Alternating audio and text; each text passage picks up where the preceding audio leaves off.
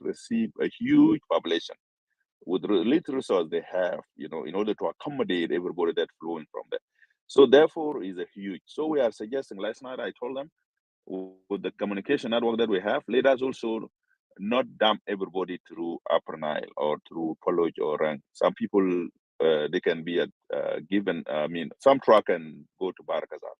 At least they can go to Awils if the ABA is not. If ABA was safe without crisis, I think ABA would have been the quick way to some truck and drop people off to ABA, and then after that they can find a way to get to where they need to go, whether they want to go to Wow, want to go to Awil, want to go to Wajok, even as far as Rumbek, people can go there if they reach there. But now because of insecurity in ABA, they can use Northern Barakazal as the drop point, and some vehicle can take people from Khartoum to Awil, as the region of Barakazal, instead of put everybody in Rang, in Paluch. And to those from Upper Nile, yes, the easy way for them is to go to Paluch or Rang, and after that they can be moved around to different cities within the Upper Nile region.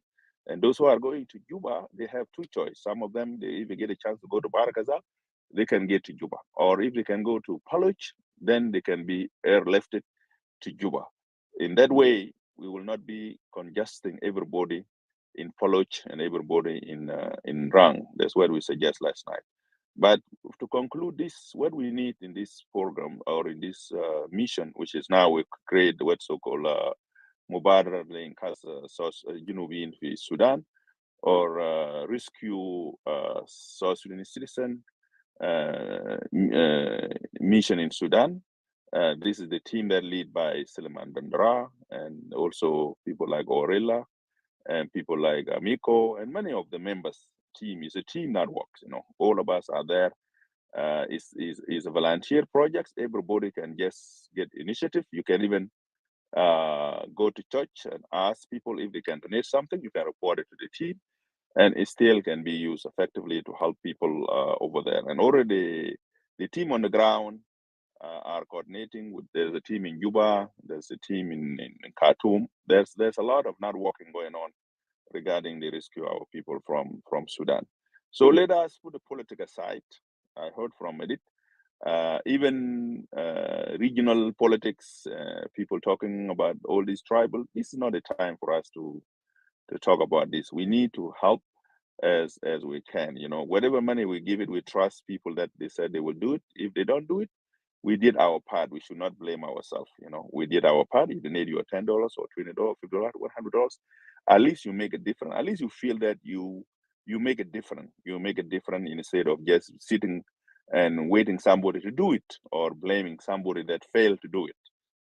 Sometimes we have to take an action. Action is speak loudly than blaming or than making just noise. Noise is not going to make any difference at all. This is the time for action. So let us come together. Also, to conclude, also, we need also to reach out to our communities on the grassroots in diaspora, whether in Australia or Europe or America, because most of South Sudanese, they are organized through the communities, whether it's state community or a county or a region or whatever. Let us reach out to those communities on the grassroots, because not everybody come to Clubhouse, not everybody in social media, and let them also mobilize the resource. Let us raise the fund, and let us also find the networks so they can be able to send that fund to the networking people who can do the evacuation on the ground and so on. Because, for example, if a will community, for example, can raise the money and rent 3 vehicles and send 1 vehicle to Hay Yusuf, send 1 vehicle to Hamdurman, send 1 vehicle to Jabrona, those vehicles, they are not going to be there to pick up only Pacific people from a will. They're going to pick up South Sudanese who is ready to go. South Sudanese who need to leave. Nobody going to prevent them not to get to their car. So therefore, the effort of community also is most welcoming. But let us not do it in a tribal way or regionalism way, that we are raising money just to pick our people up. You are lying. When you get there, when you get a car over there, you pick up even Sudanese, because it's humanitarian. Humanitarian, you don't discriminate people. Humanitarian, you don't discriminate people. You help everybody. And we should be example. We South Sudanese in diaspora, we should spoke from example. We came here to those countries with help of others. So what is so difficult for you to help people in crisis? Not even South Sudanese, even anywhere in the world. You should be the first person to help because you are here today because somebody thought about you. Somebody thought about you that you are in crisis and you need to be helped. And now you are in a comfortable place. You are sustainable. Your life is better than it used to be. So it's just something that you feel like you need to pay back. You need to pay back because somebody helped you. You have to help others because those people who help you, even they just want to help you. They don't need even appreciation. They don't need somebody to tell them thank you. They feel like they done something good. You know, they help somebody to get out from refugees camp and now to United States and is living his life better. His life changed. That's what they want. That's why they make them feel happy. So you need to do the same thing too. You need to do the same thing. So please, I invited everybody here. Just the link is up there for the GoFundMe. Tips wherever you can tips in your capacity. $5, $10, $20. If all of us put our hand together, I think we can even raise $1 million. But the problem is when some of us don't want to do anything, then just sitting and blaming Salva Kiir, or Yag Mashar. This song is not going to help us at all. It's not helping our people in Khartoum right now. What can help our people now is where you can put it in. And then when our people get out from this crisis, now that's where the accountability will come in. They have their own way of a politician are accountable through the ballot box. If you want to make politician fear from you as a citizen, make wait until the ballot box come in. That's where now you're going to show your muscle, and that is the only thing make politician scare, even in the Western world here. If there's nothing called voting or election, politician will not be care about you. Even in America here, they will not care about you. But because there's election, there's a process that what make them worry. Because if they don't deliver, they will lose the power. And instead not to lose the power, they have to be close to the community. They have to solve the community problems, and that's what it is. And that is exactly what we need in South Sudan, in Sudan. So we don't have all these crises, militias, fighting militias, is to allow the system to go through the process of democracy, where people now will have the power, people will have a way to account their politician. So thank you for listening, and I will yell back to you, Brother Medit, and I will be listening to everybody contribution. Thank you. Thank you, brother Manon. Yeah, appreciate it. So let me move line. So we have a lot of people up here, so I will not. Uncle Kalaman Puzzle. Yeah, thank you so much, Madrid, Manon. Of course, speakers and listeners.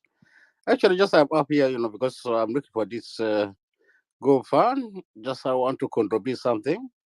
So this is my first reason to be up. But and again, because in some rooms, as you mentioned, people want to politicize everything. Because this situation is not much, to be politicized. Because it is humanitarian. Because people want to help actually. Because if we have capacity, a bit to help our people, why not? Let us put political issues aside until there's time for everything. You see, but if you mix it with politics right now, I don't think it's gonna work. And again, this issue was raised. They said that okay, government of South Sudan send airplane and they can't pick a specific individual.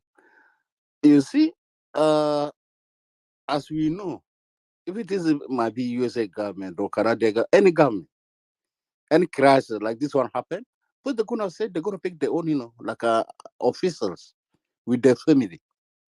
You see, and then in our case, regardless,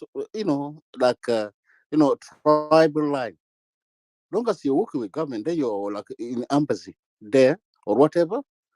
Government has the right, to go pick those people first, with their family. Then after that, the rest will fall. And then we have seen even USA when they pick, those ambassadors, their family, and then the rest of people up to now they try to evacuate them from was said. It is normal procedure, and of course we as community, as individuals, yeah, we have our ways. If we come together, of course we can help our people. You see, Because, to evacuate somebody from Khartoum, for instance, I got this experience like, 3 days ago. From Khartoum to Reng, you see, even expend like almost 400 right now. Before is not that, but right now 400, you have to get 400 for that one person. You see? And those who they don't have, how they going to do? So, of course, this situation, we have to think about our people. Need politics, need everything. We have to come together as South Sudanese.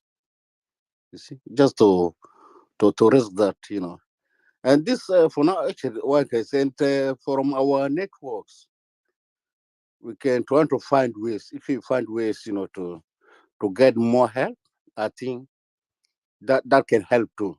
You see, because as like my workplace, as we have right now, there's donation, but for Sudan at least. You see, so I don't want to like somebody boasting or something like. But I think Monday, I'm trying to find out, find something at least for South Sudan.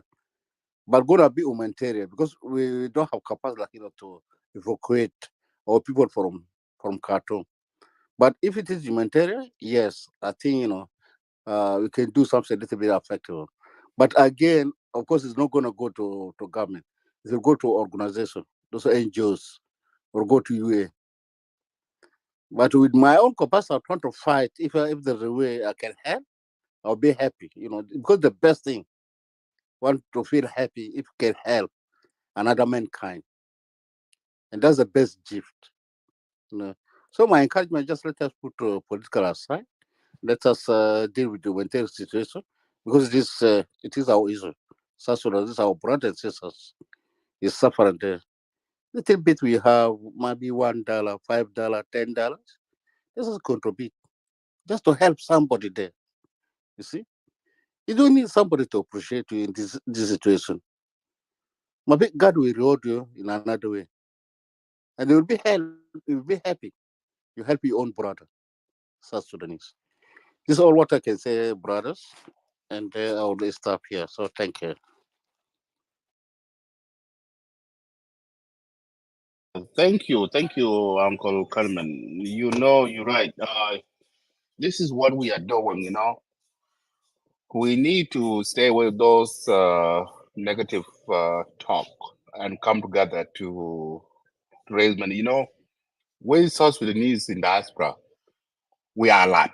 As Manon mentioned before, that if we come together and have one boy, we can raise $1 million.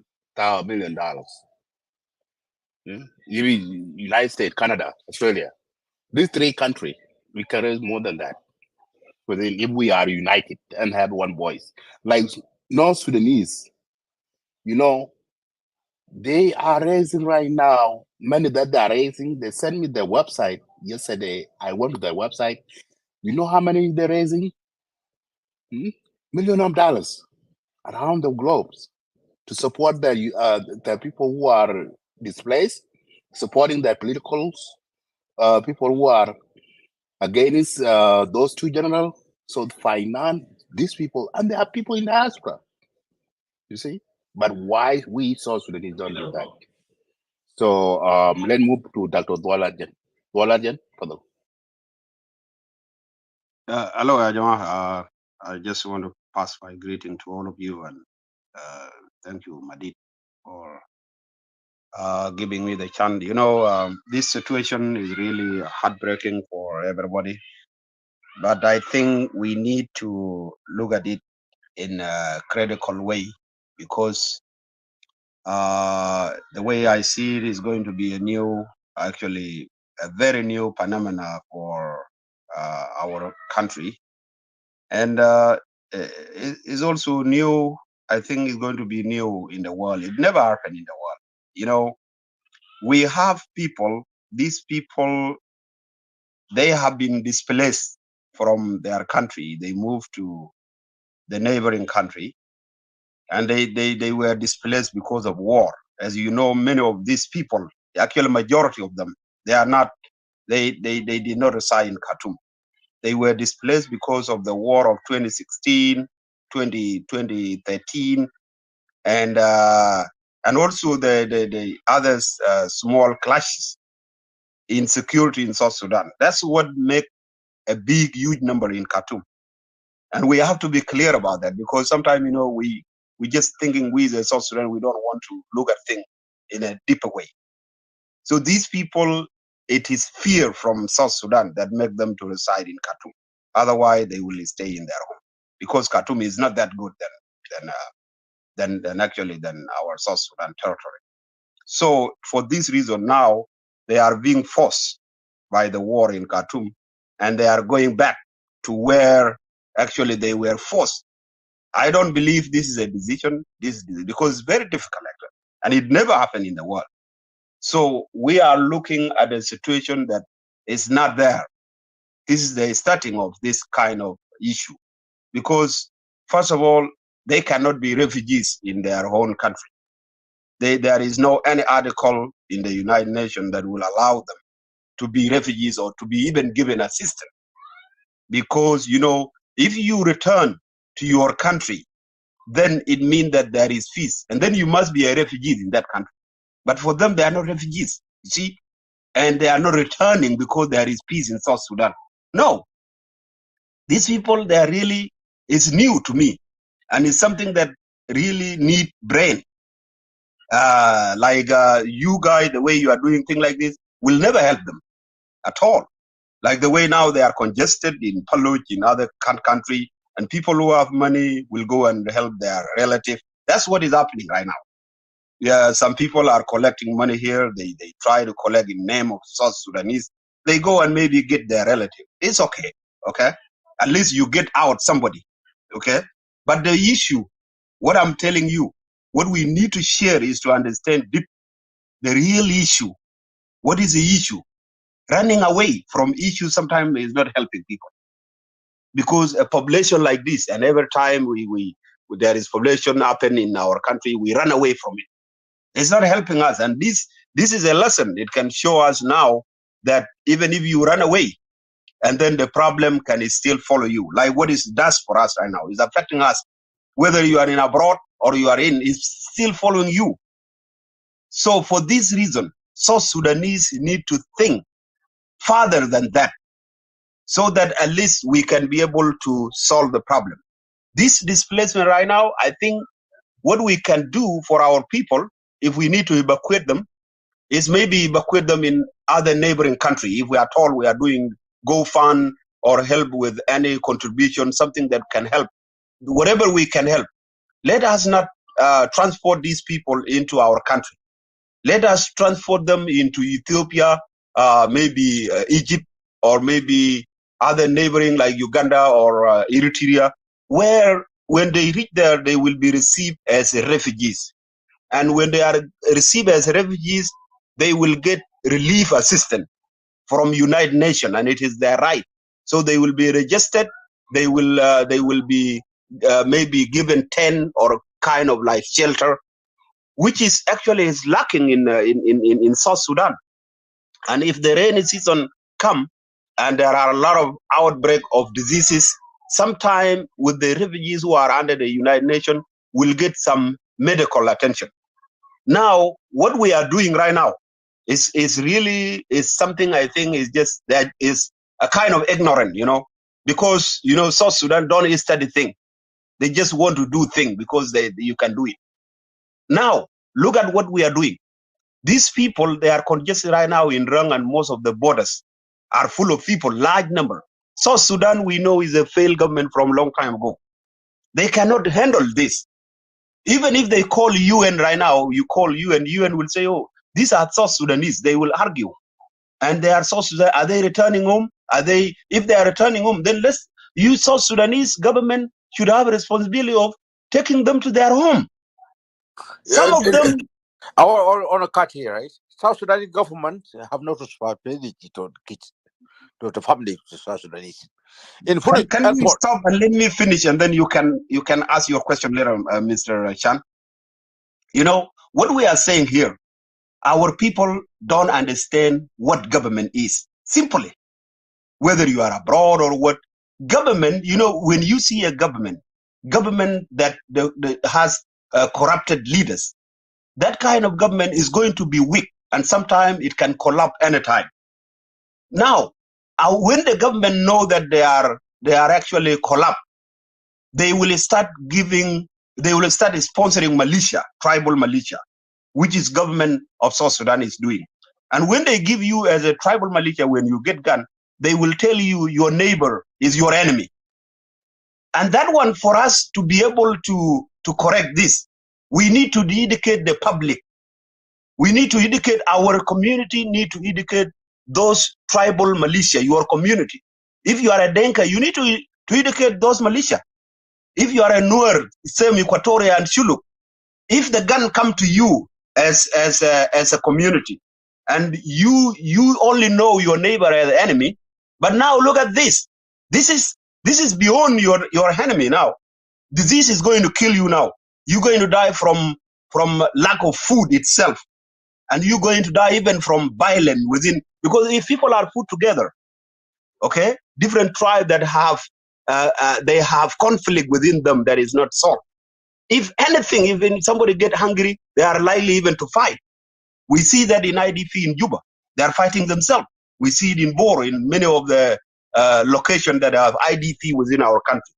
People fight and they kill themselves because of small congestion with a large population.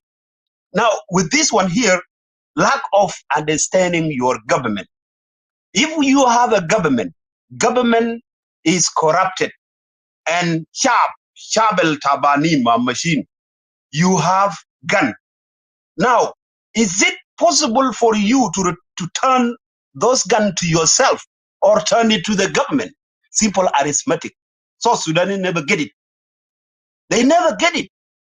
And that's the problem. So they only choose to run away. Run away, run away, run away. Where are you going to run? This world right now, in this 21st century, is full of conflict. There is nowhere to run. The only thing we can do is to solve our problem. And the problem, you cannot solve it with let's go and talk, let's go and talk. There is nothing you can talk. Everything that is to be investigated should be done by Kalanchikop. Kalanchikop yao bidik akbitak.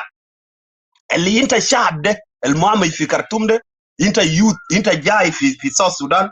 What take you is what you know is you are coming into. So if you fear you went to Khartoum because of Salva Kiir regime forced you to go there, Salva Kiir regime is still there. And if you try to run away to go to maybe Fallujah or stay in congestion area with your family, all of you are going to die. So this is a condition, is a situation you are fixed to actually to die. And the regime, somebody like you, is doing that. And Salva Kiir regime is doing that to reduce the population of South Sudan so that he can live wherever he wants. That is what we need to discuss with our people. We need to open their brain. Now, in those kind of displacement, people are going to be a lot of them, and there's a lot of youth actually from Khartoum, maybe even half a million. We are recording now about maybe at least 1.5 or to 2 million Southern Sudanese in Khartoum. So if they go among them, half of them, 500,000 is youth. People who can solve problems even in Sudan and for good. So what I'm asking you, there is another option here. We have liberated areas. These liberated areas, they are actually apart from government control. They are being controlled by rebels, and they are being liberated totally. Government don't have access to that. There is no government have access to those locations. If you are a youth and actually you need to solve problem instead of running away from problem, you need to be thinking of getting access to those liberated areas. You don't need UN, you don't need government to help you. You can live the natural life. We have animal in the bush, we have fish from River Nile, and we have a lot of things that you can survive on. This is another thing from liberated areas. Dolarjan, let me ask you this question. You know, I've been hearing you seniors talk about the liberation area. So do you think that the area that are occupied by the opposition or rebel opposition are safe for the civilian go to? Well, I'm not encouraging civilian to go to those liberated areas. That's what I'm hearing. Encouraging the youth. That's what I'm hearing. Hold on, That's what hold on. you are saying. Hold You are telling. No, listen. You are telling Jinobin that those people, they have to go to where the rebels are holding. Rebels are. They are not. You don't want them to go to the where the government, like in Juba or other places. So South Sudan, there's no war there. There's no war between government and opposition and rebels. I'll cut it down here. What do you mean like there's no war in South Sudan? Which rebel fighting now in South Sudan? Which rebel fighting? Okay, good question. Let me answer you. You know, South Sudan right now, we have, hold on, Chan, we have so many rebels. And if you don't know that we have Hirilo in Equatoria, those area around Juba now is full of rebels. What about South Sudan United Front? I'm not saying they are fighting. Hold on. We have in Apanal. I belong to Monon. Yeah, hold on. Let me. So we have in Apanal, we have so many rebels. So there's a rebellion across South Sudan. So what we are saying is this: I'm talking about the youth that has been displaced from Khartoum. So should they have a feeling like they don't want to run, they want to run to solve the problem, because there is different kind of running now. You are running away from the problem, and there are people who are running to solve the problem. So because I'm a lawyer, I've been in Khartoum. I live in Khartoum before. You guys never live in Khartoum. Me, I live in Khartoum before. Most of you guys here in this form, you guys never live in Khartoum. Joka Leo, our lawyer Joka Leo, I live in Khartoum more than you guys. All of you guys. I live in Khartoum. I know Riyad Mashar personally. I know Salva Kiir personally. I know everybody there. I live more Khartoum more than you guys. Okay, let me tell you something. What's going on in South Sudan? Okay, most of you guys don't know, but maybe you guys like I'm not like people that real what's going on in South Sudan now is gonna come from South Sudan.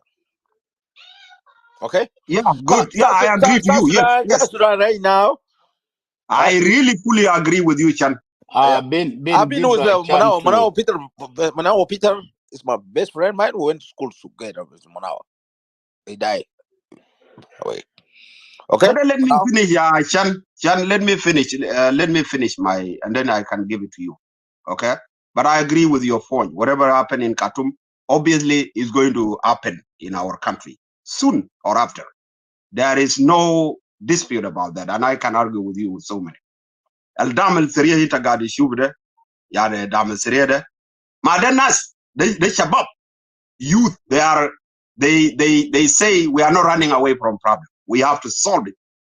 That is the heart we need in our country. Okay, it take a heart to say I'm not going to run away, I have to solve this problem for my family, for my children, and for the generation to come. And that is why they come back. They control all the street right now as we are talking, and they control airport. This guy, like let's say like Salva Kiir now, he's trying to bomb to destroy the country now using heavy weapon. But now because this guy they control, he cannot do it. So that is how youth who are determined can change the country and can help the people. Okay, so I totally agree with you. Those displacement is going to come. Those weapons that you are seeing soon, and it will not take 3 months for it to not reach South Sudan. But what we are talking is that are we prepared for it, or we just know that it's going to come to our country? We are not prepared. One way to prepare is to any vulnerable person should not be allowed again to be a displaced person in your own country. It's not safe at all, like what happened in Juba and Bor and other states. If you really wanted to be refugees, then go to neighboring country where you will have a right to get food and even get resettlement. But if you are determined to be part of the solution in our country, go to the liberated areas. I'm talking about the youth. You go to liberated areas and we solve the problem. Self-de marajil. It's not ma hajir yani you cannot break it. They into humu, they inter. Ma minkin ya igul galene kun yani I will be a king forever until I die. That is insanity. What about the other human being? Ma, that is what you will think El Sabab Bikalina mind an election. شوف شوف في جنوب السودان. يا صغار يا صغار انا جيش امر يا صغار جيش بتاكله لو بيني يا جيش اخر جيش امر تا نوير ان دينكا جيش امر كوبيانوس انا بدي اكل بحكومه تاكل سالفه كده هاي. Very good. So me, I'm totally agreeing with you, Chan. Jay El Amr, El Jesh El Amr. أنا جزء من جيش أمر بتاع مجاعة كون. أي أنا جيش الرجوع أمر في بنغ. فأنتم جيش الأمر. أي كلام بتاع شنده جيش الأمر. Message بتاعي my last message. Red Army. Yeah, remember. We're gonna fight the government. We're gonna fight everybody. One mic at a time, guys. One mic at a time. دقيقة. في كلام جون جران قالوا. وقال وكدنين بلغا حكومة بعدين. جيش قال لنا انتم جيش الامر تسلم حكومة. Chan, please mute your mic. Mute your mic, please. Can you mute him, please? He's coming next. Yeah, he's already mute. So, في كلام أنا ده نقول لجيش الامر. كلام ده جران قالوا. Dr. Dual, please conclude your statement 1 minute. We are not here. Yeah. This room is not for propaganda. Here. We are just raising awareness for people who can help. If you are doing propaganda, open your own room, do mobilization, mobilize the youth to join you to form your military militias. You want to fight to change the government. Not here. Thank you. Yeah, you know, I'm trying to show the comprehensive this issue, how it can be handled. And obviously, one way for it to be handled, I'm encouraging the people not to flee into South Sudan because of the effect that I'm going to see, where we are seeing even right now. The easy way to go is maybe will be Ethiopia or what, for those vulnerable mothers and children. But if you are a youth and you don't want to run away from your problem, you want to be determined like Damasria, you are welcome. And we can really solve this problem quickly, especially this year. Sulfur regime there is begin now, is almost collapsed. Fuck them this year. Sulfur regime, we're gonna fuck SPLA. Okay, guys. Okay. We're gonna fight Chan. We're gonna fight. Hang on, Chan. Yeah, for real. Chan and Dr. We're gonna fight Sulfur here. Hey, Chan, I will move you down. Yeah, move me. You can move me because you move your life. Okay, this is out of hand, guys. So Dr. Doladen and Chan, the language that you guys are using is appropriate language. Second, Doladen, 2013 you were in Juba. Okay, the war break out. You were in Tiger. So when that war happened, you were there, and you were part of the people who are fighting with the government until you move away from that place, and then you get yourself back to the United States. So what did you do differently when you were fighting with the government at that time? Why didn't you remove the government out from the power? Right now you are campaigning. So that thing is not acceptable, Walarjan. You've been doing it for the past 10 years. Yeah, hang on. I'm not gonna accept this. Because this time where people of South Sudanese are in peace, they are seeking for peace, and also too the crisis going on in Sudan, millions of South Sudanese try to get out from the war-torn country in Sudan to come back home. So you are not talking about how we can rescue people. What you are preaching and mobilizing people to take arm to do same thing what you guys did in 2013. This is not acceptable, Dr. So why don't you accept the peace? Talk about the language of peace instead of talk about the language of war and chaos in the country. You did that. You guys did that in 2013, but what happened? So please, this is the moment of we are talking about the humanitarian crisis here going on in Sudan and Sudan. How we can rescue these people? If you don't have anything to give, this is not a time for talk about the political things, about changing the government, all kinds of stuff. So this is a time to rescue people who are stuck in Khartoum, in Darfur, and any other border, across the Sudan border. So if you don't have anything to give, You're supposed to campaign about if you have $5, $10, $20, or $50, anything that you can give. You just donate to that link that has been put up, so that we can rescue our people back in Sudan. Instead of that, you guys are using this as a mobilization to mobilize youth or anything to pick up arm to go and fight the government in Juba. That's not right, guys. So I don't, because I'm hearing you guys doing that. That's not the right. That's not the good time to talk about those things. This is the time that we South Sudan should support to come together and then mobilize and then bring people up to support people who are suffering in the war torn in Sudan. So I stop here, Dollargen. So we need to come together as South Sudanese. Suppose we should talk the language of unity. So, Commander Malone, I yield my compliment to you. Yes, thank you. Dr. Can you be Dolly. nice to get this gentleman here, please? This kind of organ and cutting and forcing somebody who come to contribute. That guy, Shan, bring him back. No, I'm not going to bring Chan back. I'm not going to bring Chan back. Okay. Then let me. Okay, Dr. Doll, it's better go down even. Actually, people like Dr. Doll,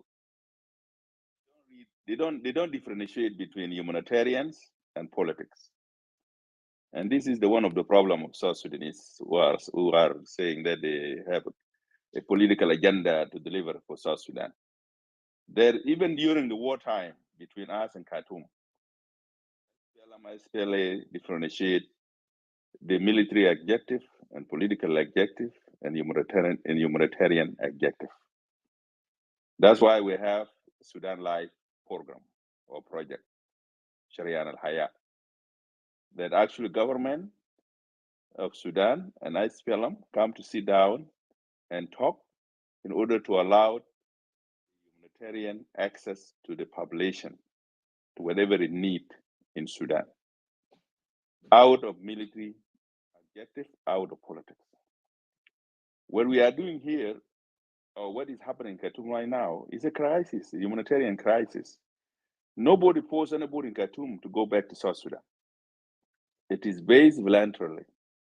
And people who are trying to raise the money, try to provide assistance for people to get out from Khartoum, is because of situation in Khartoum. Even Sudanese themselves, majority of people, they left because they have access, they have mobility using their own personal car, or they have money. They flew out from city of Khartoum to the neighboring cities or different states. And some of them went as far as neighboring countries. So it's humanitarian.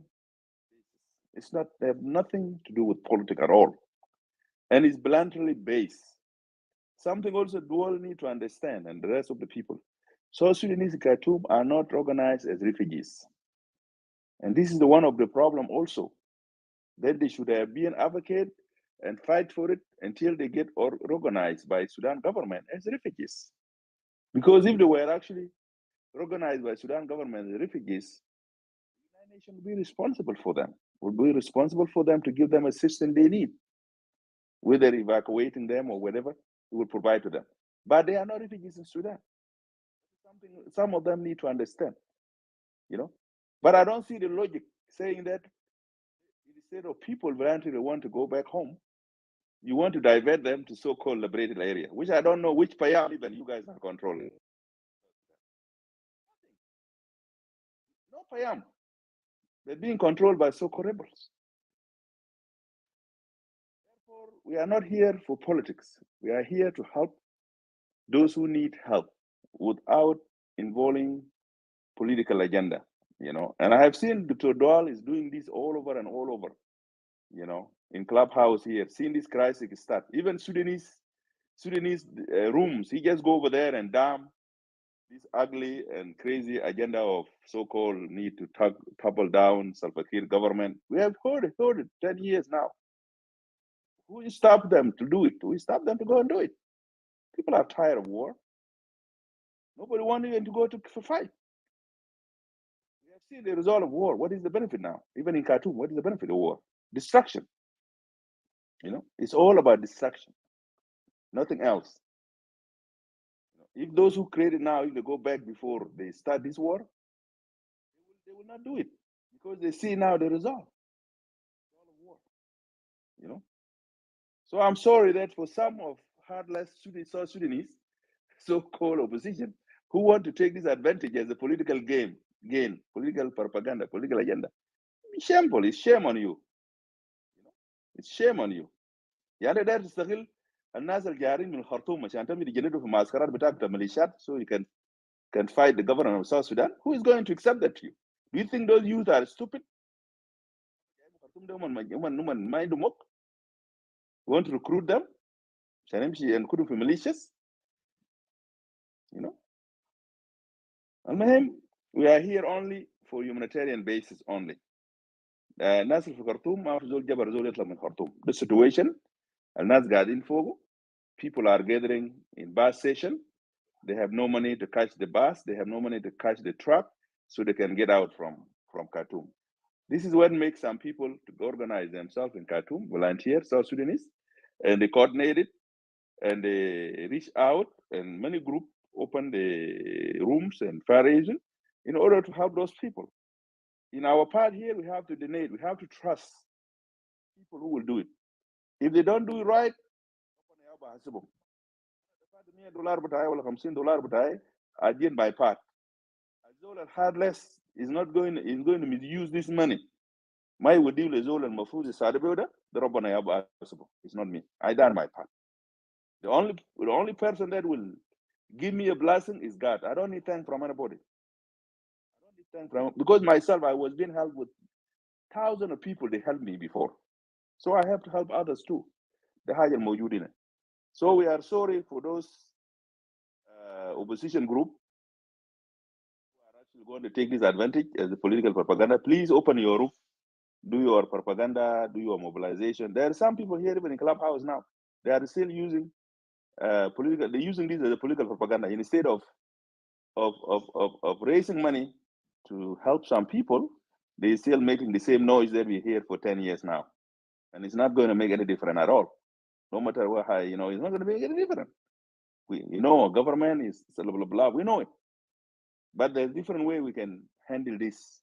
Now we are in a situation of helping people who have nothing to do with politics. They just need help. That's all. So I will hear it back to you, Comrade Medit. But we are sorry for those who want to take this advantage as political gain.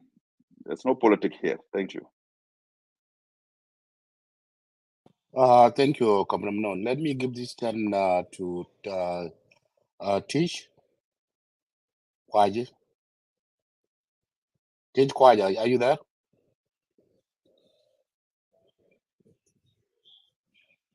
Tish Kwaji, are you there?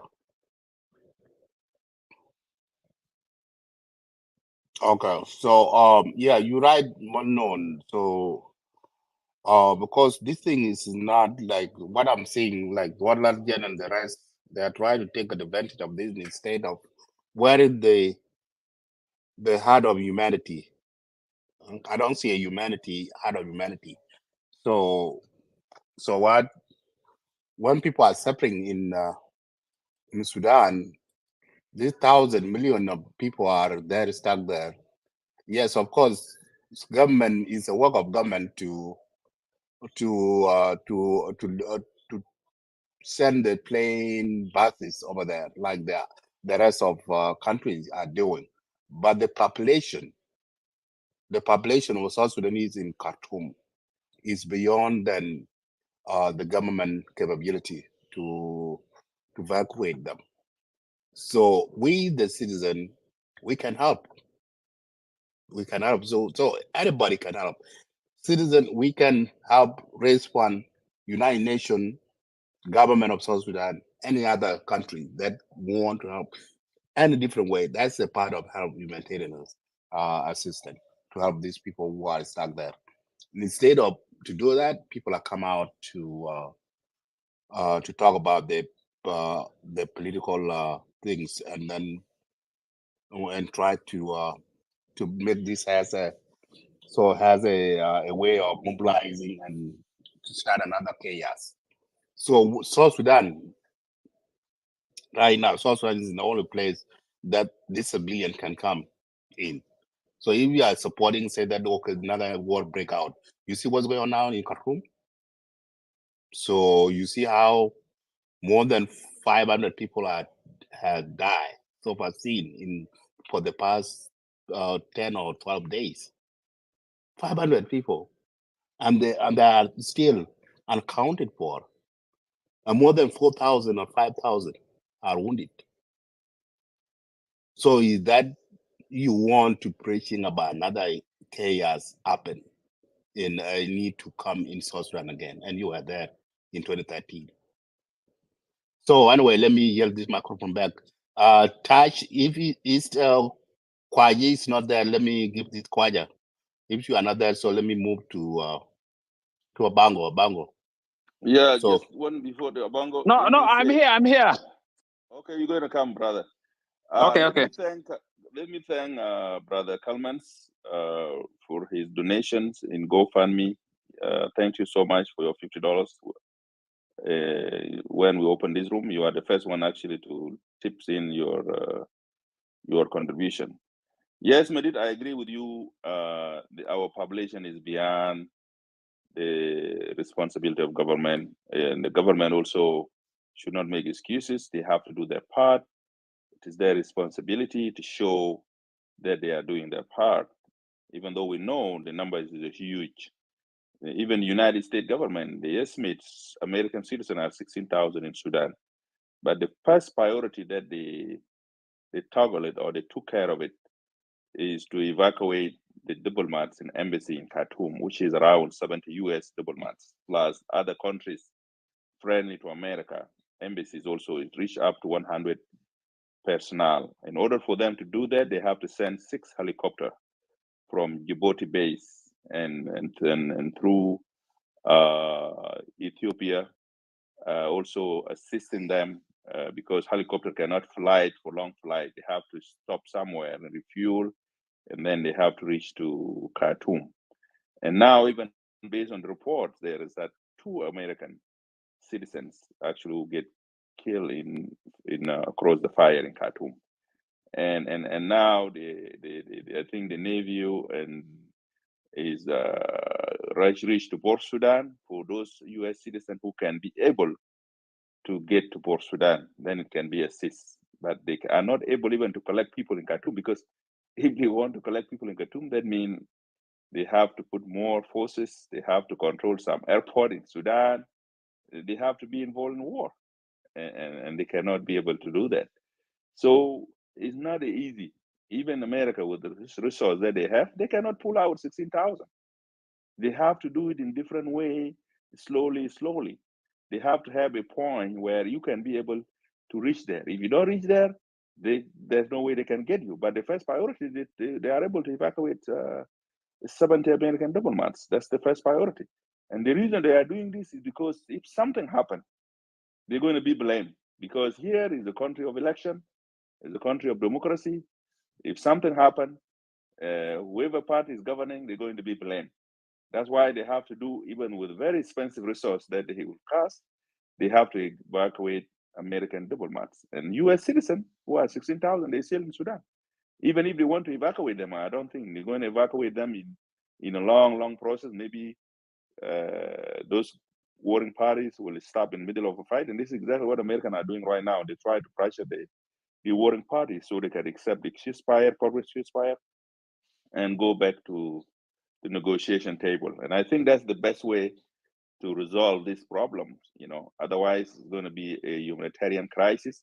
Even Sudanese, until now, they are not receiving any assistance, even Benadol. Nobody even able to bring it to them. Even with the huge international communities, the different countries evacuate their people, they are not able to carry with them even Benadol, even biscuit, just for the children in Sudan. This is showing that the world changed. The world changed totally. It cannot happen. At least they should carry some assistance, some stuff, some food, some emergency food, and so. But the problem, they want to prioritize evacuation of their people first, and then they have to do what's so-called humanitarian assessment and all these things. It's a long process. So in order for you as a South Sudanese to wait for humanitarian assessment and NGOs assessment and go to United Nations and appeal for the budget and approve the budget and all these things, how many days will take and how many weeks will take until this assistance arrives? So we have to do, what we can do is to share what we have with our people. Share what we have with our people until the assistance can come in. That's the way it is. So we can see how this situation is difficult for everybody, not only even for us as South Sudanese, even for other countries, even for Sudanese themselves. They're facing challenges, you know. So let us hope for the best, and the best way is to this war to stop immediately, as soon as possible. The war have to stop, and the permanent ceasefire have to be put in place, and those guys have to stop the fighting. Nobody's winning. We have seen now for 15 days, nobody winning. The robot force, they still exist in Khartoum. The army still exists in Khartoum. Everybody is coming out with a statement, and nothing changed on the ground. They all go to the round to the table and talk. Thank you. Thank you. Welcome, Kwaji. Okay, I can go now. Yes, go ahead. Yeah, thank you, Madid, and thank you, Manon, and thank you, the people upstairs there. So I want to give thanks because it's a good thing that people organize what they call like fundraising.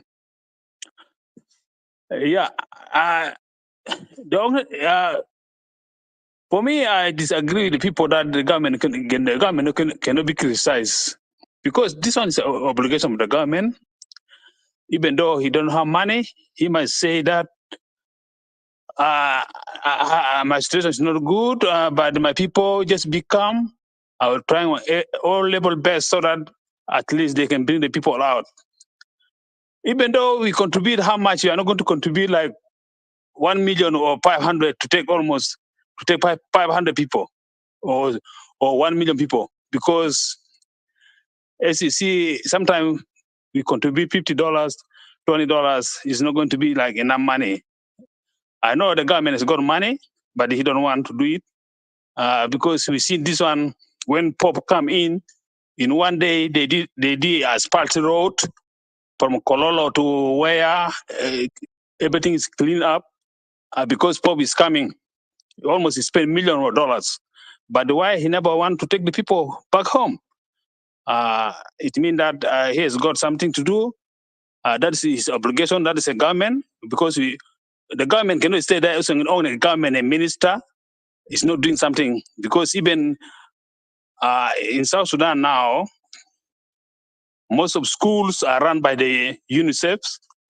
Even hospitals are run by WHO. Even the foods people are given ratio by WAP. And it means that we don't have a government there.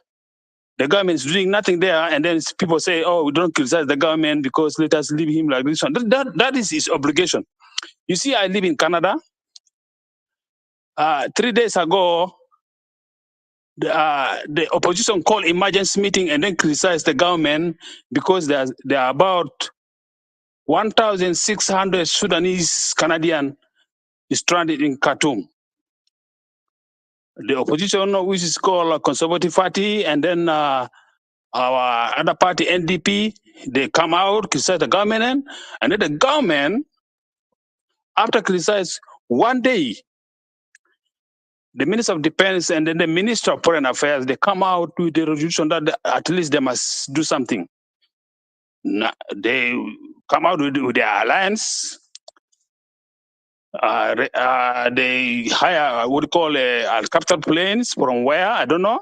And then now they airlifted some people. They airlifted about 130 people. Now they may be in one of the neighboring countries because the opposition criticized the government hard. You have to do something. But now in South Sudan, because we don't have opposition, they said, "Oh, let us leave the government like this, so let us not criticize." No, we should criticize because it's our government. Because a son can ask a father, "Father, I don't have food to eat."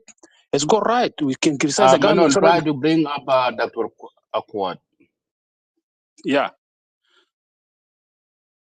yeah, we can criticize the government because the government has got money. Even the money that they have stolen.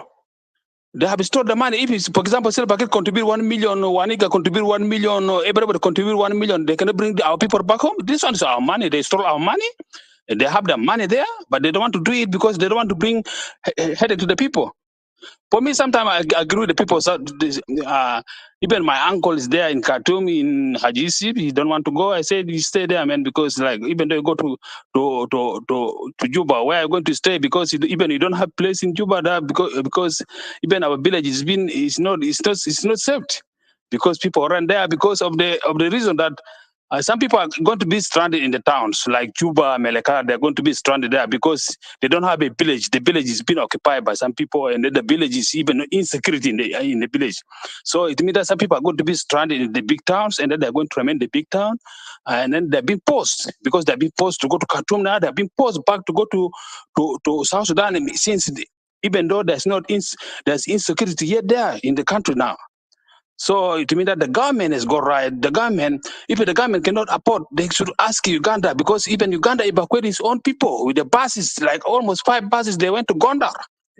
Uganda evacuated. So what I heard yesterday, because even it's so amazing, in their meeting, in the Council of Ministers meeting, they come out with a resolution that they're going to get ways how to export the oil. It's only the oil because of money. They say they're going to export the oil to Djibouti so that it can run. They never said about our people. They never talk about our people. And then even the ambassador in Khartoum said Sudanese people are welcome. He never talk about South Sudan's people. You can go back even though because we don't have the resources to take you. But if you get the ways, go back. But the ambassador even say Sudanese people are welcome back, welcome to South Sudan. It means that they don't care about our lives. They don't care about our lives. So the government should be criticized. Meanwhile, paraging is going on. It can go, but at least the government should be criticized hard so that he can get ways how to at least help these people. Now even these people have been taken down there. Is it they're going to give them something for rehabilitations? They're going to give them something for Cuba to do tents? Because now the big issue is going to be the shelter. Where are these people going to stay? Is it because some people they don't have homes now? It's going to be so hard. It's going to be life changing. And then you can see some videos there. People are now some people are sick, some people are what, and then the government is so mute. He's muting himself because he don't want the problem. So I don't know why. Is it really have a government? We should criticize the government. So Madid contribution can go ahead, but at least people cannot say we cannot criticize the government. The government can be criticized hard, so that because we don't have a opposition that can criticize the government, even OPP or IO or SAWA, they cannot talk. They cannot talk. They cannot talk. They should at least they should come out. They criticize I applaud one of the MP. I don't know if he's from Warabo or somewhere where he criticized the leaders who took all under their families. I applaud that MP. That is really a good man of South Sudan. That is not right for you only to take your family member and leaving other South Sudanese behind. Because we heard that his son Abdel Bagi come and take his own family. Nyanden come and take his own family. The first lady, who is called the first lady, come and take his family. And then Turkey will come and take his family. But what about the people who doesn't have a big people in the government? Are they going to be like zero completely? They're going to be zero completely because they don't have people. They're going to die in the street. Nobody care about them. So Manon, if you are the leader of the SPLM, you guys should criticize all the government. Your government at least must do something. They have money, but they don't want to release the money. They have money.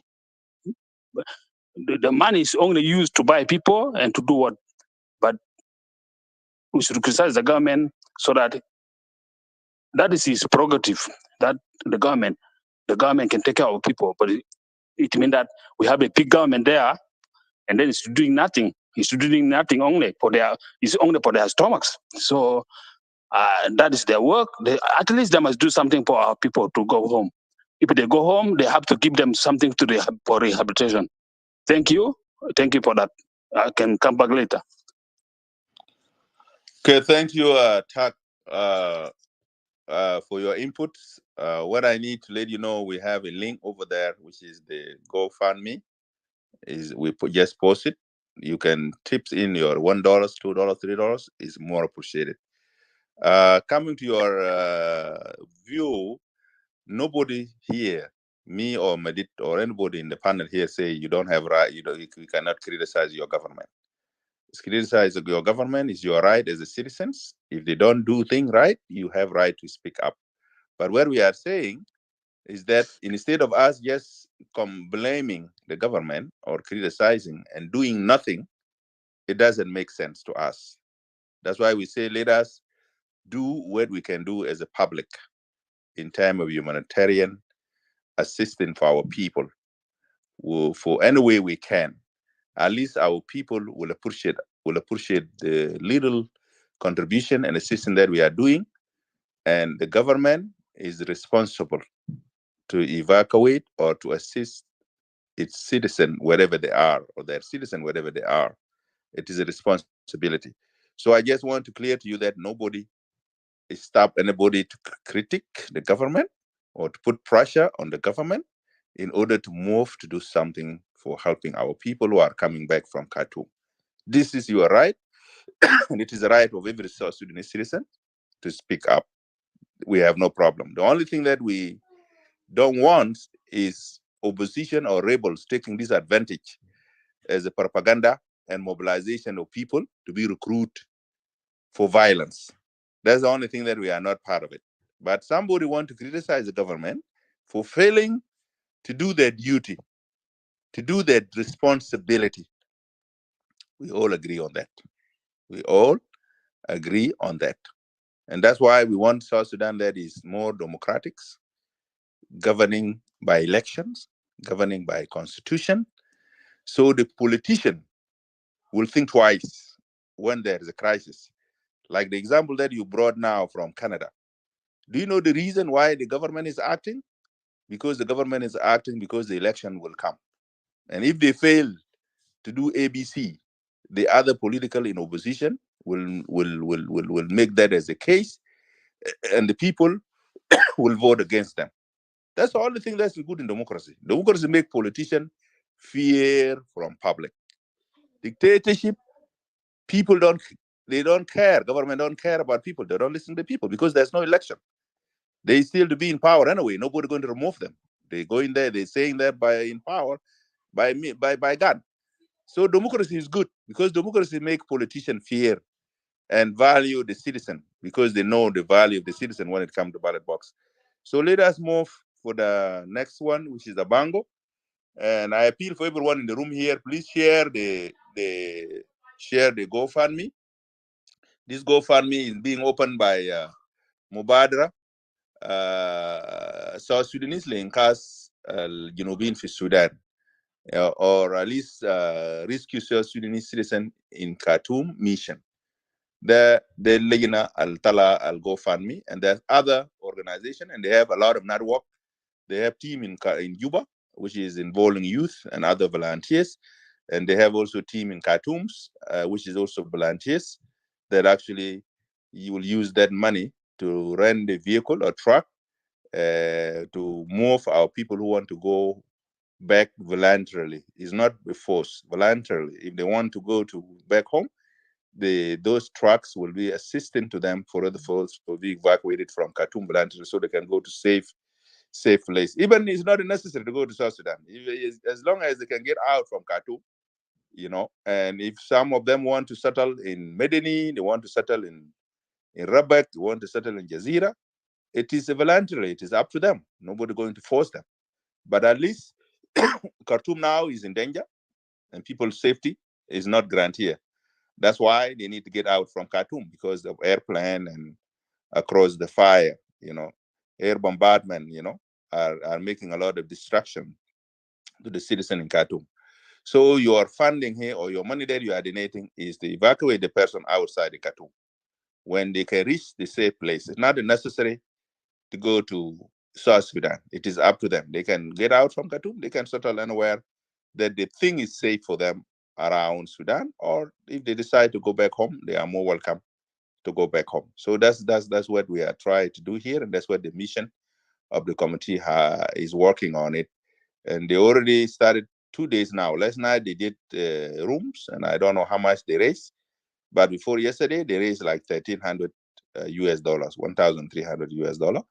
I don't know what they raised last night, and they are using not only GoFund, they are using also Cash App, and they are using also the Zelle, because the Zelle and Cash App is a quick money that can go immediately and rent the vehicles and move people out from Khartoum to the safe place. That's all. And GoFund also is another way of raising money. And the way you do it, you share. Even those who are in the room here, please share in your Facebook line, and share also with your group networking in Messenger or WhatsApp. So at least people will be able to see it, and people will be able to tips in or donate whatever they can afford. And thank you.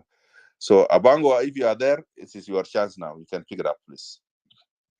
Yeah. And Kanmal, please, you are free to help me also to assist me in this. Thank you. Okay. Yeah. Good morning and happy Saturday to everyone. Yeah, this topic I will just try to elaborate on it on two ways. The first thing is the emergency situation for our vulnerable citizens that are caught in the Republic of Northern Sudan, and then also the influx of the refugees, people from Northern Sudan that are coming to South Sudan. This situation is not going to be easy, because when so many people are going to gather in one place, the first thing that will happen is the breakout of some diseases. With that, it needs considerable measures to be put in place so that when people come, we know what to be done. But as the movement, let me say this. What we are seeing in Sudan is not going to end soon. It is going to be prolonged, because this is a proxy war. The people behind it are watching somewhere, and I would say it is the one taking place in Ukraine that have arrived already in Africa, and it might not be easy to be solved. As you see, neither side is taking side. Even the neighboring country, they cannot solve it without their political interests being safe. And that is why the situation is getting out of control. So what I will just say is this. For those who have initiated this, I will say thank you. This is the most thing that we need to do. To be a leader or to become a leader does not want you to be in the top position. But in services like this is where citizens can see each other, then they say, oh, these are the people. If they're given a chance, they can do this and do that. So I will encourage those who are working on it, please reach out, use all the platform of social media, Facebook, Clubhouse like this, and so many others, so that the message will reach everyone. Those who don't have access to Clubhouse can also hear it if you share it on Twitter or you share it on Facebook, so that the message, let everyone in the Republic of South Sudan put aside all the differences, but let's work on this collectively. I know there are a lot of circumstances, such as what the report we had yesterday, that taking people from there, some takes only those whom they know and takes close relative, or takes some people from the region, leave others behind. That is one thing we need to discourage. Let's make sure all the people of South Sudan, this guy reads their differences, whatever location they come from, or even other African that are caught and they want to come along with people of South Sudan, let them be given that chance to get out in the war-torn area to rank. And then from there, now we will see how to move them again to a safe place. Let's continue with this. Even those of us who are late, it is because we also have family members. Since that when that began, I have some people who went there for medication, for treatment. We have to struggle. Some of them we have lived them to Egypt, and others are on the way to rank as of now. But I will also join you as a group, because that is for my own family level.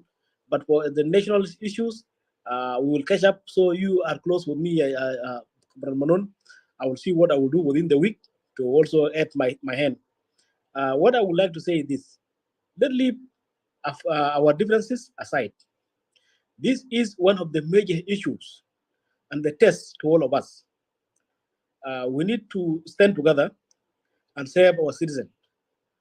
There are people that really need our help, not only the government. Even if the government is not doing anything, we as the citizen, and in particular we in the diaspora, we have a lot of privilege. The privilege of connection, like this. What is happening in Khartoum, most of us hear it immediately, but the people in the village, they even don't know what is happening to their relatives who are living in the Khartoum because they are in a closed area where communication is very hard. So let's use this advantage to make sure that we have actually move our people to a safe place. Even those who are still refusing, say, thinking that maybe in 2 days to 3 days, what is happening in Khartoum will change. It is not going to end soon. This is going to be very long conflicts. And again, another one we would do after this is those who are coming. Those who are coming.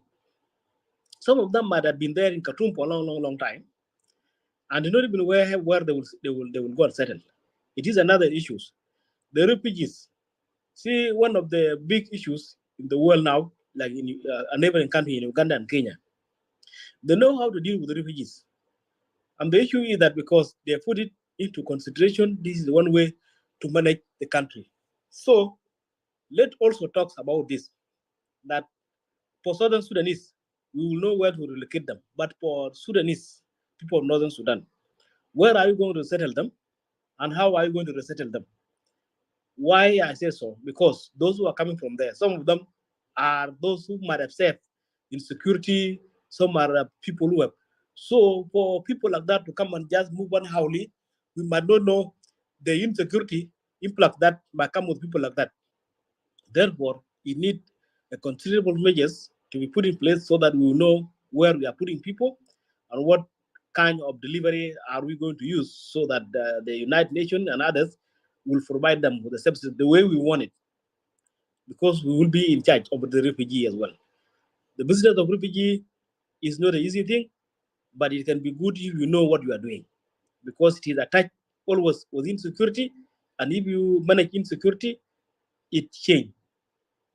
That's what I'm getting, in particular for those of the people of Northern Sudan who are coming to the south, so that they will not just be leave to go anywhere, sit anywhere. There should be well designated areas where they will be located, and then the UN now will provide services to them according to our institution, like the Southern Sudan Relief Rehabilitation Commission. Uh, that should be an institution to use to know how to resettle people and where is the design and where they should be resettled, and how are we going to design those areas. Then for our citizens, we will see what to do based on the state where they come from, and that's what I would like to add. But Cameron Munon, I will contact you after this because you and I live in the same place. That's my voice on that. Thank you so much. Thank you so much, Abango. Actually, it's good also to be a part of this team. If you get a chance, you can go ahead. Even we said last night that we need to get this into grassroots to our communities. I think a will community. I think I saw they announced they're going to call the conference phone today. So also we are letting all South Sudanese know that you can pass the information to your community grassroots. And there's nothing wrong actually, even at the level of community, to raise the money.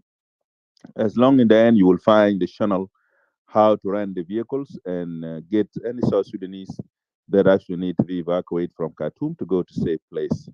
This is the mission here. So I expect also for you also reach out, pass message to our community here in Buffalo, and ask people, as even individual, because not everybody actually use the social media. Not everybody come to Clubhouse. Not everybody even know how to make a donation through the GoFundMe. So there's some people who may be able to just to give you money directly, and you can still pass it to the team in the group here, and they can be able to give you the people who have Zelle, like Clara, and then also we have John Cormayol in the US here. Also, they have Cash App and Zelle. Those are the people also that people can send money to them. None of them is here now with me, with us in this room. Otherwise, I would have asked them to post their contacts, link to Zelle account and the Cash App account. This is something also that I need everybody to do it. And the most important, I repeat again, share the link of GoFundMe. Share it with your Facebook page. Share also in your networks, in Messenger. Share in the WhatsApp groups. Share in anybody that actually you think that they may be able to put something in. They also try donate something even before you share it. Put even $1, $2, because if you put your donation, is going immediately to share your similar colleague, your similar friends that are more likely to donate. The link will actually drive them into the link and show them that you donate the money, and now they should also donate for this project as your friend links, close friend. So let us, all of us, donate, put something there, and also we can use the quick tools, which is the catch up, and also the Zelle account. So let us move the room because what about what's the government right? Yeah, Manon, please. What do you say? What's the government right? I'm not getting your question clear. The government right, because these people they're refugee from the other country. What's the government right? South Sudanese, for what I know, South Sudanese in Sudan, they are not refugees. This is something you need to know. We're independent country, remember? Yes, we are independent, but South Sudanese, Sudan, so you these not people recognize. Because there was a war. That's why they went to Sudan. I just want to clear to you something you need if you don't know. So Sudan government does not recognize South Sudanese as refugees. They recognize them as because they're their homeland citizen. Before we become independent, we were part of Sudan. So the Sudan government decided. We're done with them. We finished with them. You know what? I'm going to take you down because you're not benefiting. We have to say the right thing. You don't want to listen. I'm sorry. No, there's no lies here. You have to say the truth. Manon, let me clear this to this brother. Yeah. It might be not following the agreement between North Sudan and South Sudan. After succession of South from the North, there was the agreement that dual citizenship right, that citizens of South Sudan, when they go to North Sudan, they will be treated like their citizen, and the same thing to citizen of North Sudan. And that was when it was done during Bashir time. That was why most of the citizens from the South who went back to the North were not being given the identity of being a refugee. So now it will depend on according to the policy of South Sudan. If they can change that to say, okay, people of North Sudan, we will make them as a refugee and we put them in the refugee camp, that will be upon us. But our citizens who are returning from there back here, we are not going to treat them as a refugee because they are returnees. Again, there are also citizens of Sudan that are capable of providing themselves services what they want. The only thing they need is where to live and security. People like that, you cannot force them to go to refugee. What you provide them is security measures. You welcome them and then put them where they will stay, and then they will be responsible for their life. They can look for what they can look for. But you, as a hosting country, you must make sure that security is in your hand. Those are the two major things that we need to put into consideration as we talk about this. The weak one are the people that need to be provide services where to live in. And there are those who are capable of just maybe they can even build for themselves if they have money. So that are category of the citizen. We are looking into it. But we don't deny government does not have right. Government have right, but this one here is a rampant. It is a thing that even the government cannot handle it in a simple day, because in a time of so many insecurity and as you look at it, it's not an easy thing. So that's my take, brother. Thank you. Okay, thank you. Shanghai, I put you down because you were not able to listening, and we cannot speak at the same time. While I'm speaking, you are speaking. We cannot listen to one another. I'm going to bring you back, and you have to wait for your line to come, and then you can commence and you can say whatever you want to say, but don't disrupt people. Thank you. Comrade Manon, can I interject this guy, Abongo, he says something that is not, I think. Just save your comment for now. We're going to give you a chance because we have people are waiting on the line. save your comments. I'm going to give you a chance. You know, let at least 2 people speak, and then I will give you a chance to comment to Abango. Thank you. Let us go to Uyai, the next one. Thank you, Manon and Medit. My question, I supposed to have the question, but I cannot. I will just explain. So, Medit, there is one thing we forget. I can ask you the question, but I will say there is one thing we forget. Those who ran from village to Khartoum, what killed them there is a war. Now again, we got a war there. We got a war there in Khartoum. And from there, now they're returning back. They say that we are going back to our places. Like, for example, let me tell you, the people now who are packed, now they'll tabanin jidit, then now they'll bugulu garden for North Upper Nile. Like, for example, now you are mentioning Rang, Paloj. You know, the people now that are packed really is the people of Upper Nile, not Eastern Equatoria, or not from Upper Nile, and the people who they are not the last data banning. Actually, now if we are coming back to review the case, the people of Upper Nile and people fighting, most of them they run in Chumal, and now there is a war again in Chumal. Now they are coming back, 100%. 100%. I agree with Dictor Dol. Thank you very much, Dictor Dol. I agree with your point. For example, if you kick me out from my place and I go near that place and I get a problem again, what I will feel? One, I will take the action. I will say either to kill me or I will kill you. That is it. And contribution, we don't put the contribution first. And in a man could contribution first.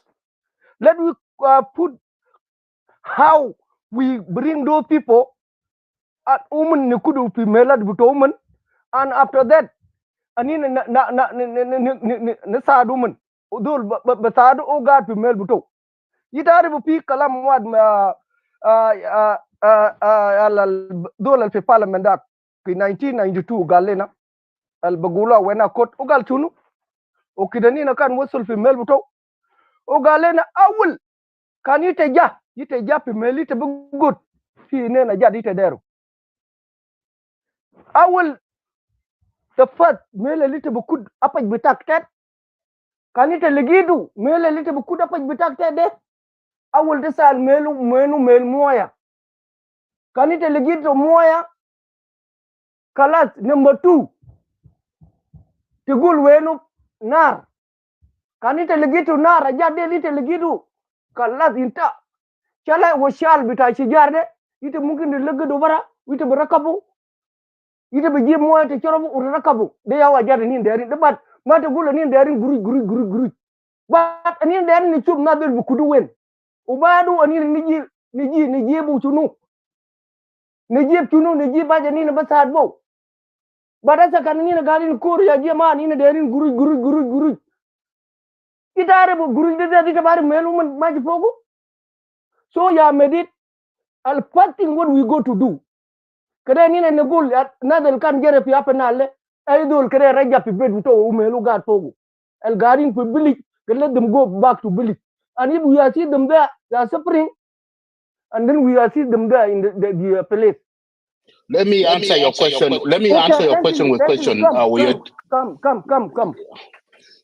Let me answer your question with question. Okay, how can yes? Yeah, now ita ya medit wala question buta kada jibu ani mungkin ni kana ma bang okay, here's my question. Here's my question to you. So how can you get them out from Khartoum to their village?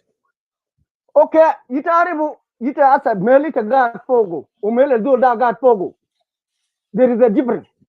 Asa meli ta gat fogo de, anina gari ni kullum kede, maybe you do this gari kullum pe meli do network. So the first thing what you go to do, can just have the government. Government de, they are al mikila. O government de, kada yi golu, kala muto so buto, gal kada do le raja pe mel buto wal kanu gat fogo. Ite chubu, badu kan government am non de, gal kada do le raja pe mel buto gat fogo. Badu. The second to that, because you are cessation, you have dole the third dole. Uteji tamul contribution after the government amul displaced melat. There's anina kan bogul de ya juma anina darin guru uguru de na del tabani na people. Ita aribu yomata na del kan turuju. Asa dole de reja bi mel buto. Uka now government aba gal ma fi dole. Ita kan da riji ana bici la koi uni kudu na wamke kudu meldan. Okay kan now ita da riji lumun fi juba. Bi meli da amulu fi juba umun bugud fogo. This is the question, yeah, brother Medit. Yeah, I Medit. think, yeah, to get you right, let me respond to you, brother. You know, the campaign of raising people are doing here is not. This money are raising for those people who are stuck in Khartoum. Okay, get them out from the war zone back in Sudan. That is the mission of raising here. So for those people who were displaced, went to Khartoum during war 2013. You know, I'm one of the former refugees. I've been in Khartoum refugees camp for 10 years in 1992 before I come to the United States. Okay, the giga. Okay, hang on. I'm answering okay, you. Thank I'm answering you. Hang on. Okay. Hang on. I'm answering you. Hang on. You will come. Okay. So what we are doing here, because I'm not getting you guys right, because your argument, I don't see your argument makes sense here. Because what people are doing here, they're raising money to bring those people who stuck in Khartoum into Sudan. When they come back to Sudan, wherever they go, if they go to their native village, they can go. Okay? If they want to go to Juba, they can go. If they go to Ring, anywhere that they would like to go, they can go. Okay? So here, I don't see a point here to finger point to blaming the government, because right now we are in humanitarian crisis. It's not only South Sudanese alone. Can you mute yourself? You will come. Okay. So it's not South Sudanese alone are here are backwarding from Sudan. All the countries. Okay, but we South Sudanese, we have million people there, or thousand and thousand in Khartoum. So government alone cannot do it itself to bring those people out. We citizens, we have a role to play to contribute. United Nations have a role to play to contribute. They themselves, they can find their own way to come to find their way back to South Sudan. You see? So your argument here, you should see the way that these people they come out. We are not talking about how they leave Sudan and go to Khartoum. That's not what we are talking about here. We are talking about to save their life, to get out from Khartoum to Sudan. So you see my point here, Wiyet? Thank you. Medida kede the giga. Yani they kalamita gulu asa de ita gato pika kuma be 10 years. Okidita kan sadu, ita sadu pika kuma. Ita ma sadu. I was working by foot from Nairus. Hang on, I was working by Nairus by foot to Kakuma. You not see? You alone. Even I myself, I live yes, in of course. Okay. Yeah, I know you. Most of people here they are. Ma point betai ita jibu point betai ita diule nat. Point betai keden diule nat. Here example gibel ana gulek the man ana kuntu askari ya medit keden gulek. Ana ma mungkin gulek ana askari. The man who kideni kan pijej. Anina turuju min apanal le jebel nuba min jebel nuba le barkedan. Ukidanina wasulto fi jama wena kot. The first thing that history ana gule gibel. History wena kot chaba nina the hala nina garin pogo. The first thing pi kalam wat ugulu. Ogal chuno. Galite chubu the first kanite ja. Awalite besal mel indu gumaj alite bekuda apa bitak pogo. Kante ligin mel tapaj. but it be putting mail into moya ita chubu de ite dollar turuju kan de lagi mail da moya but it putting mail da nar kada chi ponya de wulaja kan de lagi do kalas ite lagi moya ite lagi da nar badu what you going to do again ite putting ja ite bakulu it kala ashjar el gadin fi gaba de ite bom ci putting chunu warshal butaw tiji moya unar rakabu badu ta takul بعد بكره كده دول ممكن نتكلم بكيس بتاعك ده. So now أنا بقول أني دايرين صارنا ديل أني دايرين putting mail أول عشان mail ومن بكره فوق. If you get my point or root another letter, somebody to get the point. Point is a very important I part. see your point. I see your point. Okay, But if you see my point, I see your point. But your point okay, here okay, in this, yeah, okay, hang on. Your okay. point here doesn't make any sense. I don't care. Due to If my because we point are don't make sense, no. my Listen. point. Wait, Madid, my Here answer. is why I will give you back. I will give you back. Let me. Here's the reason why I say don't make sense. Do you know we are in a rescue mission? Okay. So do you think we can find the place first before we rescue the people? Okay. Okay. No, hang on. So people supposed to be rescued, and then the place will be fine later. So I give you an example when we were in Kakuma, when we left from Kapoita, come to Nairobi, from Nairobi to Logshogyo. Do we know that where we're going? No. So we find ourselves in Kakuma. Do we have any place that did the Kenyan government? Please, can you give me a second, please? I will give you back. Madid.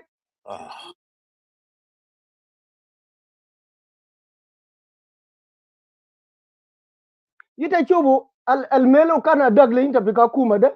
The first thing the government they are gul kare na del jain de kido mani ji kudu place de achan abinatis umani sadu pe mele. Yita chubu now el nadel jere de ya Madid inu different man nadak. Nadak the trujo o trujo wo ya o trujo man ya man jere pe Khartoum. Now there is a war again affect them from Khartoum. Now they are returning back. Everybody he know his place. Like for example, now if you go to Morakal, even I myself, I am from Shulu. In my place is Nagdiar. I have my people. Let government say that people of Nagdiar, let them go to Nagdiar. You know that? People of Dulep, let them go to Dulep. Everywhere, let them go there. And from there, if there is any pack, can be at Taban, not the BG Sadu Pimela woman guarding Pogo. That is what we need. But if we are saying now, our people that have been the woman Tabanin, and in there in contribute group, can do woman. Okay, and in a Bichel woman wait. Bichel woman Bijuba, and okay, can woman Jelu Pijuba. Let government announce that God not there Bichelu Pijuba. It a chubia, Madid, can the book a well animal. Okay, let me tell you something here. It a very bad Bukulu Pulode. Yeah, thank you. No, you can take over. Okay. It a very bad Bukulu Pulode. Pulode. Pulade ya Madid is very bad. If enemy come, and enemy are going to put me in that there, anama burude, anama gulan mukutulan me, adude, or okay tulni. Achana man kuchu mele kab de. So thank you very much, Madid. And mungkin you will give me. Yeah, what is your solution? What is your solution here? What is your solution? Solution. Yeah, what is your solution? Let me tell you my solution. My solution. Uh-huh. I agree with Dr. Dol. Thank you very much, Dr. Dol. You are down there. Open the room tomorrow, Dr. Dol, and let us talk 100%. Thank you very much, Dr. Dol. I agree with Dr. Dol. Thank you. Okay, thank you. Malone, you can take over. Thank you. Malone, you can take over. Okay, that's can you fine. bring Dr. Quad up? Yeah, I'll bring. I tried. Maybe she's busy. I'll try it again. First of all, this guy, Brad Madid, you know, أولا مفروض يفهم إنه وكمان هو قالوا عسكري. مفروض يكون knowing better than anybody else. لأنه في military people are trained how to make a decision in terms of emergency situation. And I don't know what type of training that he had in military without knowing the difference between emergency situation and what you do after you get out from emergency situation. Because now he's speaking about what you can do after you got out from emergency situation. Because emergency situation in Khartoum, there's a fire for house. Is a fire for your house. Do you pick anything up or you get out as possible to save your life first? Hatabadag, you think about hajat bitagal fadul fi bait well whatever. You just get yourself out because you need to survive. And Nazil for Khartoum, they want to get out from Khartoum. Mafizol Gal Maslan, but after they get out from Khartoum, nobody going to force them to go to South Sudan or so. If they feel that they are safe even in around other areas in outside of Khartoum, they are more welcome. There is something you need to understand. It's simple. Nas there yalla bas min Khartoum. But that it is up to them. If they want to go to South Sudan, they are welcome. If they don't want to go, if they see there's a safe place within outside Khartoum, they are more welcome. They might have a low argument, yani. You know. Saniyan mafi hajis, mafi threat fi Junub Sudan. As all the area Junub Sudan, mafi zol biyasahalo inak. Nobody going to ask you why you come back. You know. Falmahim Junubin, they just want to make argument for sake of argument. It is his opinion. Now he's taking care of his bills, Majiyat for bill bitatu, the car wherever he lives. But there's somebody over there who need to get out, not even paying bill. He just need to get out from bombardment of the airplane in Khartoum. If somebody need to get out from that place because it's danger, you know. It's not about paying bill or whatever. It's about getting yourself to safe place first, and then the rest will come after that. So let us move to Brother Ngor. Gornor, if you are there, please, 3 to 5 minutes. Yeah, thank you. Thank you. There is a lot of people here. They can do the good decision about what is going on now in Rang and in Magenis or somewhere where we are taking the people from Khartoum to Juba or to Paluch or to Rang. Dr. Akwat, she's here. Good leader, she's here. Koba, she's here. She's the son of the town. So what we want to do is one thing, to support. نشجع الناس الجايين من خرطوم ماشيين ربك ولا ماشيين كوستي نشجعهم. يعني ما نعمل اسم شنو، يعني ما نشجعهم لانه fear. No, نشجعهم نورهم. حتى والآن عندنا ناس اللي كانوا شغالين مع SPLA في الزمن داك مع SPLA SPLM. like أستاذ دينجوج عنده مكتب في جوبا وفتح المكتب ده من قبل ما دكتور جونغران داي. فهو من أول الرن وزول مشهور. يعني لو رسلنا بس انت رسلت $20 بتاعتك لدينجوت، يعني لو بقينا 10 نفر ولا 20 نفر بأجر باص كامل. الباص ده ما دايرين نقول ده جنوبي ولا ده شمال ولا ده هنا، خليه يركب أي زول نوصل للرن ويقعد هناك في بلدنا، وفي ناس يعني بيستقبلهم. ده يا حاجة هنا دايرين نقوله. في ناس وصلوا في كوستي بقينا عندنا 10 يوم ماشي. في ناس وصلوا في كوستي وفي ناس وصلوا في ربك ماشيين بكورين. هنا جماعة ديل كمان دايرين نستقبلهم.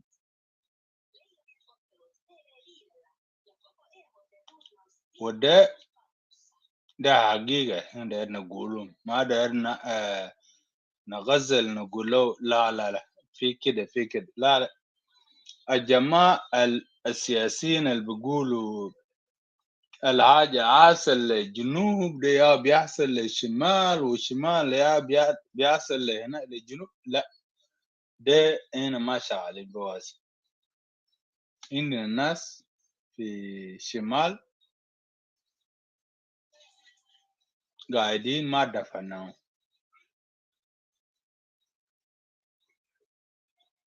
يعني نروق أعصابنا نجيب الجماعة ديل بالطريقة بتاع الرمي أو لو عندنا طريقة تانية مثلا بالطريقة بتاع ويل ممكن وما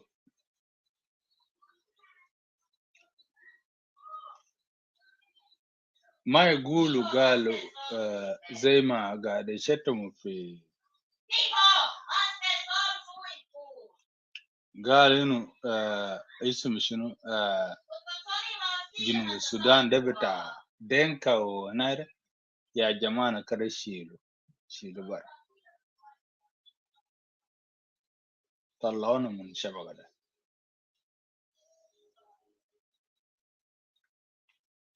طلعوا دينكا من الشبكة ده بس وكده شوفوا اللي قاعد يحصل في مصر شنو سودانيين قاعد يمشي مصر سودانيين قاعد يمشي جنوب السودان ده الدولتين اللي فتحوا شنو الحدود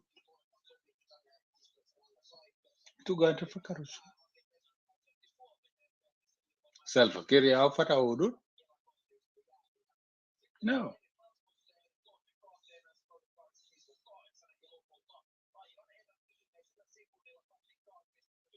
أدونا حقوقنا كناس القاعدين في هنا في بلد أحمدتي ولا اسم برهان قاعد يشاكل ده اسم struggle the power struggle جيش السودان ما عنده مشكلة في هنا في مشكلة تاع برهان مع أحمدتي السودانيين كمان ما عنده مشكلة هنا بمشكلة تاع برهان وأحمدتي جنوبيين ما عندهم مشكلة ما في زول عنده مشكلة ده مشكلة أدار يكون أقوى منه نفرين بس ما الجيش ما زول شال سلاح ما هنا دعم سريع ما في زول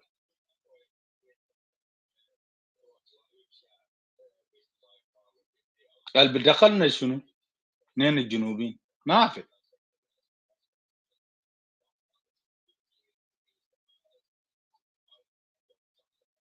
ما باي بدخلنا جوا نين مونا بكتير قاعد نموت في الشمال قاعد نموت في الجنوب ليه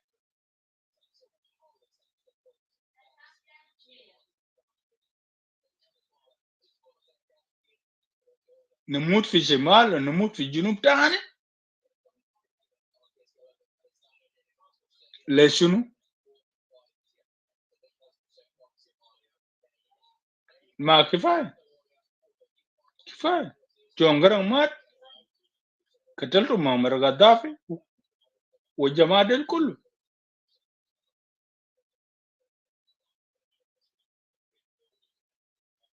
دايرين تقتلوا سلفاكير اقتلوا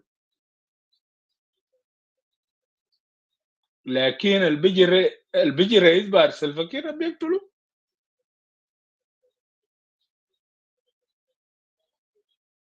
حقيقة شنو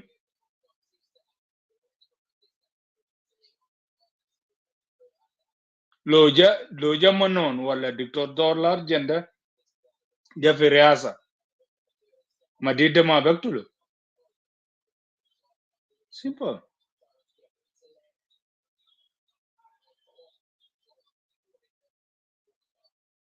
عادي بيقتلوا بيمشي.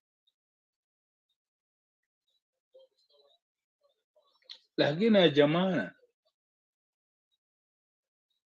التار بيلدوا التار، المشكلة بيلد مشكلة بوراه. لو ما بتعرفوا انتوا بتقدروا بتعرفوا بعدين. داير يكون راجل كله يكون راجل الليلة، لكن بكرة ولا يكون معه. شكرا مديد. Shukran. Thank you, Brother Ngor. Manon, can you try to bring Dr. Akwad up? For some reason, I could not able to bring him. Yeah, I Up. facing the same thing. That's what I need to tell you I now. I sent facing the Dr. same thing. Akwad, I I sent invited you her. invitation. I invited her several times. Dr. Akwad or good leader, they are down there. They can reason. Yeah, thank you. I tried to bring her up several times. I invited her several times. Even I accept her request, and it's still not coming. So I don't know what is the problem. I have no idea. But I think the next line is Antonita. If you are available, you are one of people also Yes. who are involved in these projects, and you may enlighten a lot of people here a lot. You know, you have a lot of networking on the ground. You guys start ahead of this current team, which is the Initiative for Rescue of South Sudanese in Sudan. You guys are ahead of them and become a one network, because we are doing the same thing. So we have to network together and work as one team. So please, you have a chance so you can enlighten people about the progress so far. And a lot of people will benefit from your input here. Thank you. Okay. Thank you so much, moderators. Thank you. Those who are up here and down. Andy Daneda, can you try to bring Dr. Akwad up? Okay, So let me try. I think Let me we try. have issues.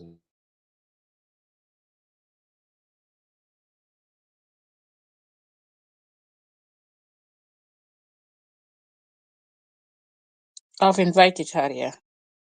You know what will happen? Let Dr. Akwad talk more and before me, because she's one of the group members and she knows more than myself. I will just talk about the fundraising side, but she will talk about practical side of the group itself. Thank you. Madid, just make me only one to bring Dr. Akwad here, because Dr. Akwad has been she's up here. She's up here. No, she's here.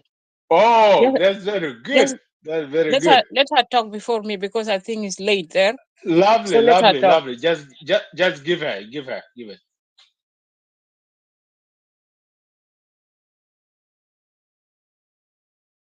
To record the chances for you, if you can hear us. Yes, I can hear you. My apologies. I had just woken up when you had sent the first invitation, and then another phone call came in, so I apologize for that. And then technical issues entered in. The other invitations, I could not see it. Thank you to all of you who have spent hours and hours. Yesterday, I left Auntie Antoinette awake when we ended the other room, and now I see her here, and I see all of you. The reason why you are all here is because you all have a heart for the people of South Sudan. We are all concerned about our people.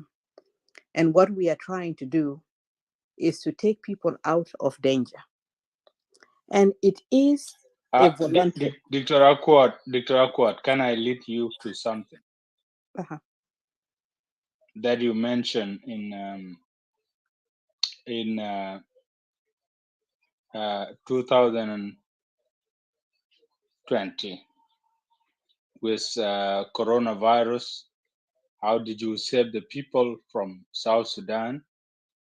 With how many doctors that you have been collecting around the world? I don't remember the names, but you have been vigilant about what happened about coronavirus, but you saved a lot of life. And is the where I know what you said and what you did and how the people have to be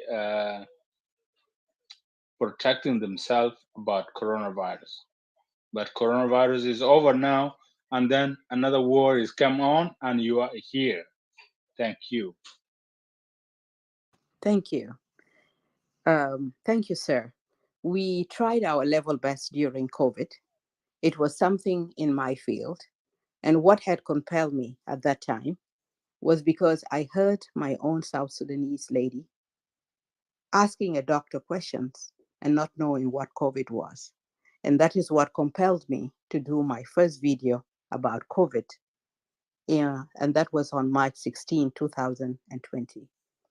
After I did that video in Dinka, Arabi Juba, Arabi of Sudan, and English, we formed the South Sudanese Health Professional Network, of which you used to see us coming every Thursday to educate our people on COVID, vaccine, other diseases, autism, and mental health. Now that is gone. That's a different era. We were trying to use the gifts that we have of being in the medical team. And that is why I'm appealing to you also that if you have any gift, use it. Our people need us. Your gift can be organizational as a community. You can be a media person like Madid, and he has brought us to this platform. You can have some background in the military, and you can help by giving orders of how things need to be done. Mama Antoinette also works in the health field. Mama Antoinette has gone to the grassroots. You can go and talk to other people to donate. She did that on her part by asking the business people from Tonj, and we had 2 buses come from that. And I'm encouraging all of you, talk to their business people in Juba. Yesterday, we saw what Bibi Ali did. I'm very happy when I see our business people doing something. I saw Madame Atong was among the first who volunteered. And other people. We still have Lokak. I have not heard what Achai Weir has done. And Kura Jing has also volunteered some cars. NIPET yesterday agreed to give 10 cars for repatriation, and they have agreed to give 4 planes. Now, what is your role as a person? When I heard about this initiative, I saw it written in our doctors' forum, and I immediately asked, how can we help? I was directed to somebody, and then I joined the group, which is in South Sudan, called Citizens Call for Evacuation, a Citizens Call for Emergency Evacuation and Reception of South Sudanese trapped in Sudan's war. I joined them. The reason why I joined them is because in 2013, I was in Juba. I had moved to Juba and was working in the military hospital then. When I was in Juba, the war started. My husband was not even there. So I was in the house only with the guards and my cousin and my sister-in-law, and then my 4 kids. We were stuck for 4 days. So when I say I know what it feels like to be trapped, especially when you have children who are all American born, never heard a gun before, but to hear it and to feel helpless is what compelled me to join. Yes, we were all born during the war, and then we grew up through it. Some of us went outside, and we came back when there was peace. Now, when we see our Dr. Akwat, Dr. Akwat, God, can you try, please, to let yeah, Dr. Akwat I'm finish, and then you impressed. can I'm interject? impressed what she said. Yeah, Now just wait, God, just wait. I want to. So let her Madid, finish. No, let adek us. ba like Yeah, kulu ratin kan ngor. adek tin ka ba like Dr. Akwar ten chibla chipol Dr. Akwar yin chi jam wan yin chi jam ka ju ku yin chi wok like ka chur ka chi wok lo hel ke ye Dr. fi nada fi coronavirus kwa chi wok lo ben Malish Ngor, let us allow Dr. Quote to express herself first, and then later on we will I ask her ma things, kane please. okay Because thank you Antonina intellect yana kan yana lakin Dr. Akwat yin ci koy lok na ka juje ben daga tarwan cike gloy jamo ba jamo ke ku big kada na chol juno Sudan big leg jam kana nge ku record atauke shukran madid madid I'm sorry okay. Thank you, Uncle.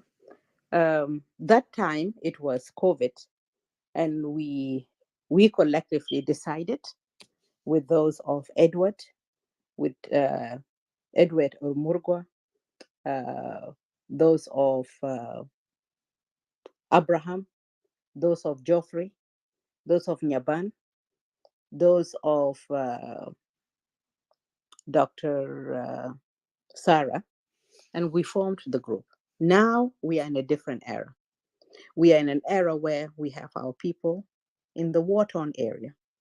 Yesterday, we were supposed to have 2 cars leaving, but because of the war in Khartoum, they were not able to. My niece and other group had rented a bus, and they were supposed to travel to Rang. But then, unfortunately, they had to be turned back from Jabal Awliya because of the war. I'm bringing this up because this is a voluntary evacuation. I have heard a lot of people saying, leave them, let them stay there. How, if you really have your mother, your sister in a war-torn area, the first thing you will think of is to take them to safety. And that is what we are doing. Not only us alone, but all of us. We are appealing to all of you to donate, to help us, so that we can try to take our people from Khartoum. We are willing to learn as we do the process, and we are asking you to join us, to be a volunteer, because all the people who are there in the group, we are all volunteers. Nobody is paid. Do your part by either volunteering, come up with ideas, talk to the people who you know, let people donate, go and talk to people at your workplace, or sometimes people will just call you. We had Mama Ladybird last night. She said she works in an elderly home. One of the elderly people told her, later come and show me how I can donate. There is a GoFundMe in our page that we formed. There is M. Gurush. There are people who have been designated. When we started, we were waiting for the community leaders, and I'm going to apologize on behalf of the team in Juba. We do not have everybody's number, but whoever's number we found, I have sent it to Mr. Akwaj in Juba, Akwaj Akwe, so that he can draft a letter of invitation to the community leaders, so that you will be given an official invitation to join the group as a volunteer. If you have not found it, yours is on its way. Later on, Dr. Akwad, what is your relationship with Dr. Ramdan Chanil and Dengoch from Shimal Al-Nil? Can you identify about that? And they are on the ground now.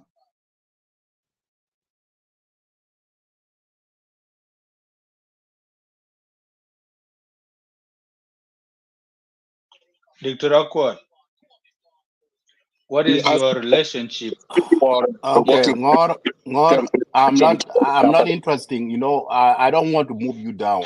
You see, No, because it's not interesting because that is. Okay, go ahead, Dr. Akwad. I move him down. I'm sorry. Sometimes, Jama, when a person is talking, the thoughts get distracted and you cannot follow in a good way. When I was called, I joined Mr. Akwi Monem, as a volunteer. There are other people who are working in the group. There are those of Munira, there is Emmanuel Ladu, there is Wilson Lokudu, who is also working with SSBC. Emmanuel is the logistic person. We have people who are in Australia. We have people in Canada. We have Elbow. We have Friday Awo. We have Garangaleo. We also have Adil, which is the daughter of Mama Antoinette. We have been staying up late. There is also Juk, who is also with us. There is Dengbol, who is in Japan right now. We are all volunteers working from different.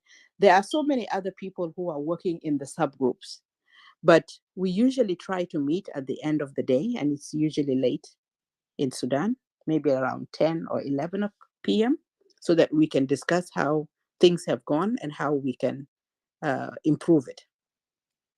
Somebody had asked in the chat, how can people send money? If you want to send money directly to your relatives, there is M. Gurush.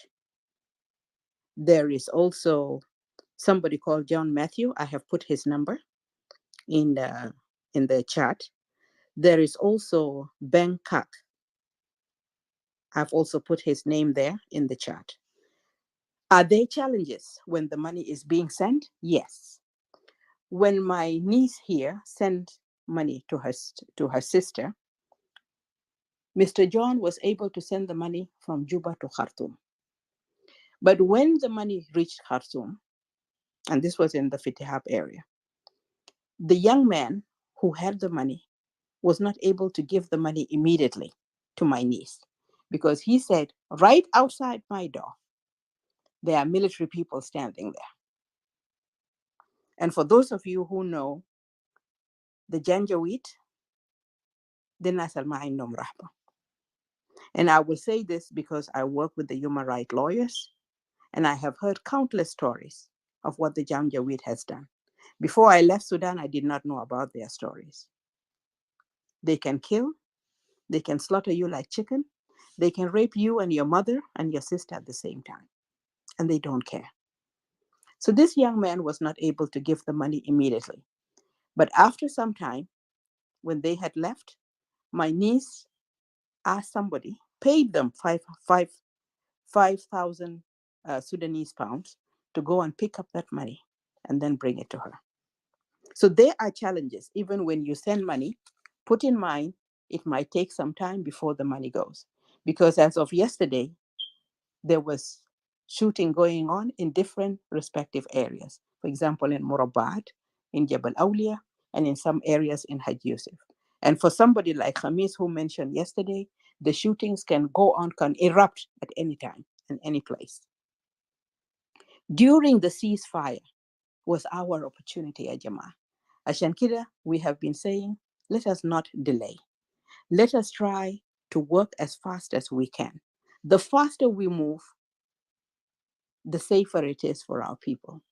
And that is why you see, when America came in, they took that opportunity and evacuated their people.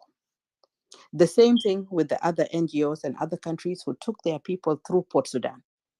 There is a route that can take you from Khartoum all the way to either Egypt, but at the border, visa is a problem. There is a way that can take you from Khartoum. You can hire a bus. One person is $170, according to a Kenyan friend who called me 3 days ago. They can take you to the border of Ethiopia. There was also a group that took them 3 days, and some of you might have seen it on CNN. It took them 3 days to reach Port Sudan. Once they were in Port Sudan, they took a ship and were taken to Saudi Arabia. From there, they were going to take planes to go. Now, when I mentioned those groups, we don't have a hand of taking those groups there. Our part is to take people to Rubak, and from there to Fallujah, and then run. We as a group, we don't have a lot of money, and I can tell you, please go to our GoFundMe. I don't know how much it is this morning, but when I went to sleep last night, it was at 3,100. Ejama, we all need to contribute. God has blessed us. When I went to other fundraising events. The young boy who was killed when he went to the wrong door, they are at 3 million. 3 million is what they have reached as a community, and people were giving $5. Let us not be ashamed. 3,459,000 and $30. That was about 2 days ago when I checked it. And ours at that time was still at 1,000. Thank you for those of you who volunteered and gave money. Most of the time, Ejama, we think, why are we doing this? Why are we forcing people? We are putting so much energy as to why. We are putting so much energy as to there is no water, there is no tent, there is no medical facility, there is no food, there is no this and that. Did you ever ask yourself, what have I done? Can I bring a case of water? Yes. Can I do Madida Beful? Can I contribute a sack of Dura? When I was younger, in the village, we used to eat balila. Boil it, eat it, drink water. Can I bring a bottle of milk for those small children if I have a cattle camp nearby? Can I help with the organizations? If you have a medical background like myself, can you say, let me take the blood pressure? Because I heard somebody died and they had dehydration.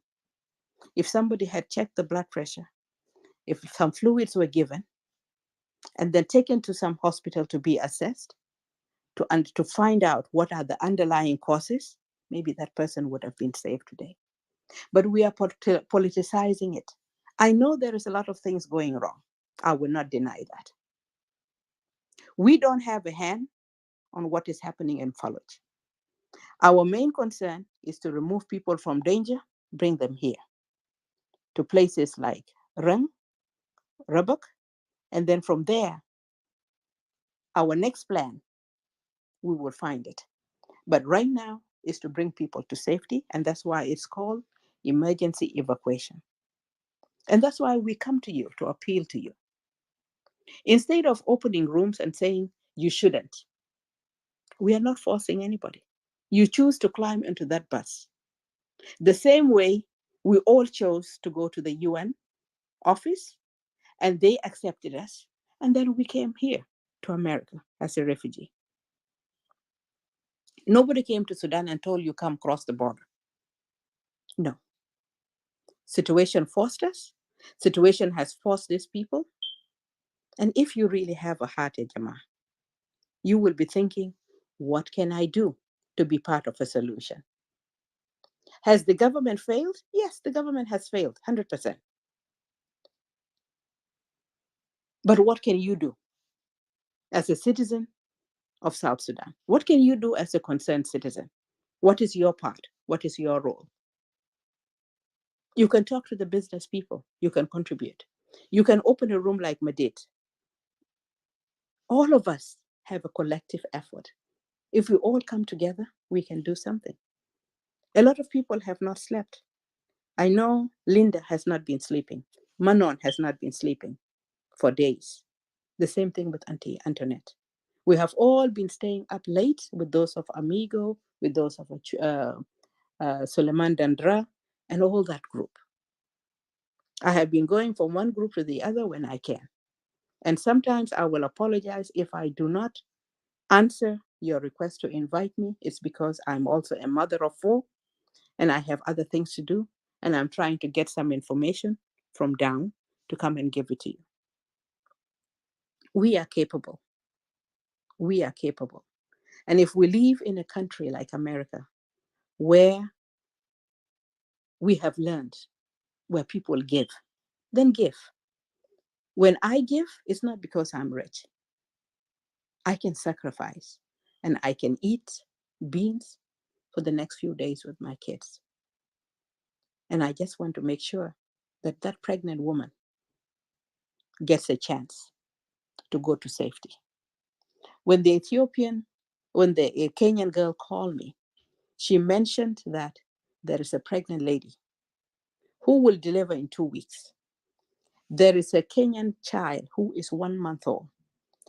Yesterday, if some of you saw it, when Michael Christopher did the coverage, there was a pregnant lady who was in labor, who just got out of the plane. And that is where I want you to think of humanity first. I want you to think of those people.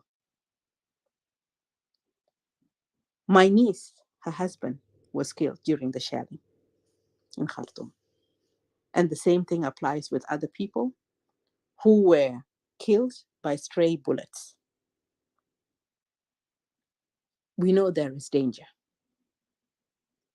And you will not feel for those people until all of you have been in war-torn areas, but sometimes there are some who have felt it more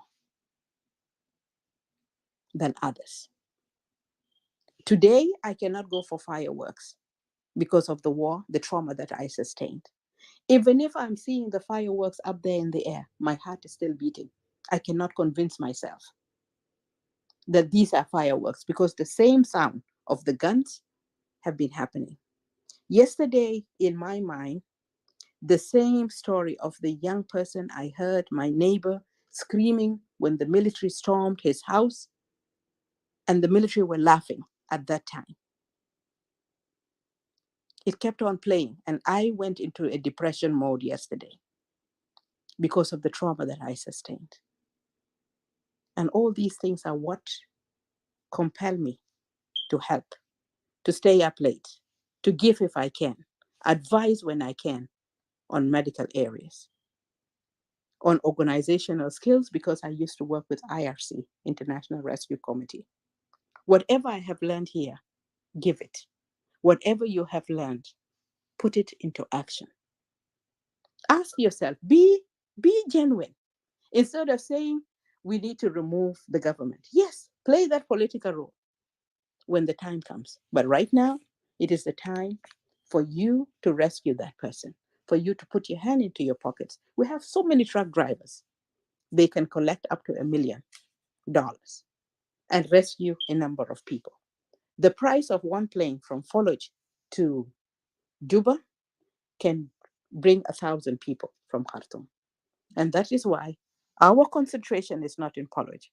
Are there things that were wrong? Are there people who send planes, those with money? And I'm also appealing to you. You, the people who are here, you might not like what we are doing. Donate money, rent a car, take your people to safety. You want to take them to Egypt? Very good. You want to take them to Libya? Very good. But we know the situation in Libya, how things are. We have seen all those videos of people who are being tortured and mistreated. We've seen people at the border of Egypt that have not found a visa. Think before you complain. Think, what can I do for my brother, for that sick child? Lastly, I will conclude. I have a friend who is here in Dallas. He has a sister who had dialysis. When the war happened, she used to go for dialysis in Khartoum 3 days a week, three times a week. When the war happened, the hospitals, we all know, had stopped working for some time because the war was concentrated in the middle area of Khartoum that time. She ran to Kosti. When I started this work, I called him and I said, this is what we are doing. And she said, Akwat, my sister, a book is now in Kosti and is heading towards Juba. When I learned about the truck that was going to pick up people, I called him and I said, there is a truck that is going to leave tomorrow. And he told me, Akwat, thank you for letting me know. But my sister has now reached to Juba. She needs dialysis. Her whole body was swollen because that fluid was not taken out. That is the situation of our country, situation of our people who are sick. People are dying on the way, but you have a role to play. I believe you have a role to play. Let us not do the blame game. Yes, I understand. All our lives we are used to handouts, people giving us stuff, giving us stuff. But now it's the time for you to give. You might underestimate yourself, but you don't know what power you have. You have so much power. Your dollar and my dollar is what will make $1 million. Your $50, your $500, and my $500 is what will make also that $1 million. Don't hesitate. Don't feel ashamed. On GoFundMe, there is a place where you can donate and you don't have to say who you are. Don't put your name. It will say anonymous. Do that. I know there is so much misunderstanding about GoFundMe. Educate yourself. That money you donated, you can say at the end where that money is going to go. And then direct it to that person's account.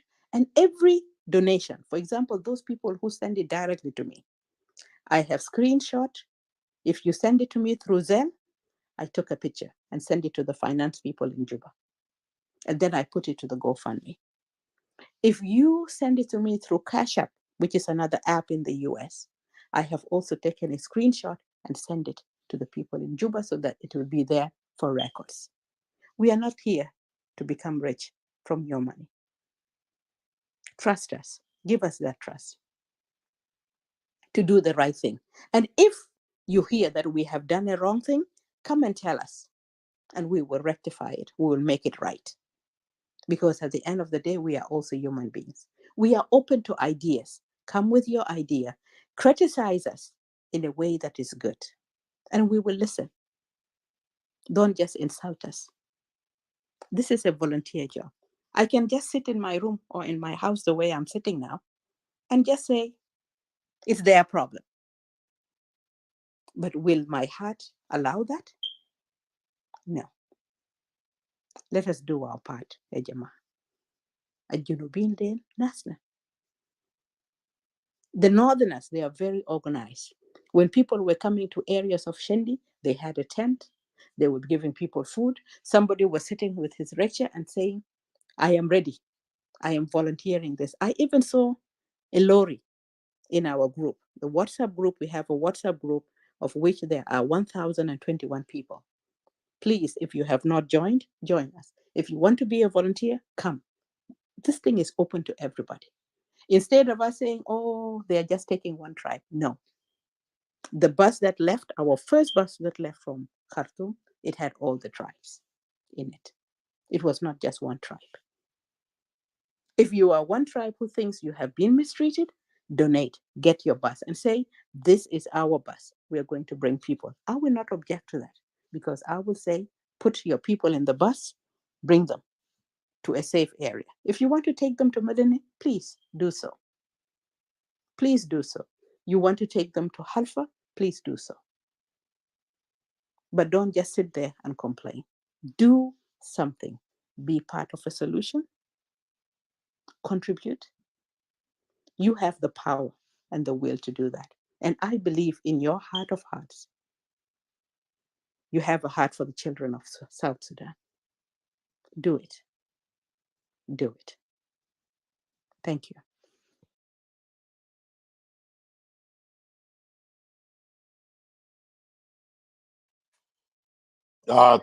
Thank you so much, Dr. Akwad. That's what I've been saying all along. You know, if we're having a crisis like this, we have to put everything aside and talk about how we can rescue our people. You know, so anything that you give can make a difference. Um, so, Auntie Antoinette, now it's your turn. Go ahead. Okay. Thank you, Dr. Akwad. You said it all. I won't repeat the same thing again. The only thing that I want to talk about is the money part. I came actually to this group just to help them to do the fundraising through the community. Manon pointed out because I said this in many rooms. I went back to the grassroots, and it has worked. The other thing I want to add is that we need to trust these people, because this group, they are volunteers. They are people who have got, they have been blessed on their own way. Like Dr. Akwat, she's a doctor, and she's got good income. The same thing with those who are actually back home. All of them, they are working. So they gave their time, and they gave their time to this cause, because we need to bring people home. Those who are coming home, they are coming home according to their free will.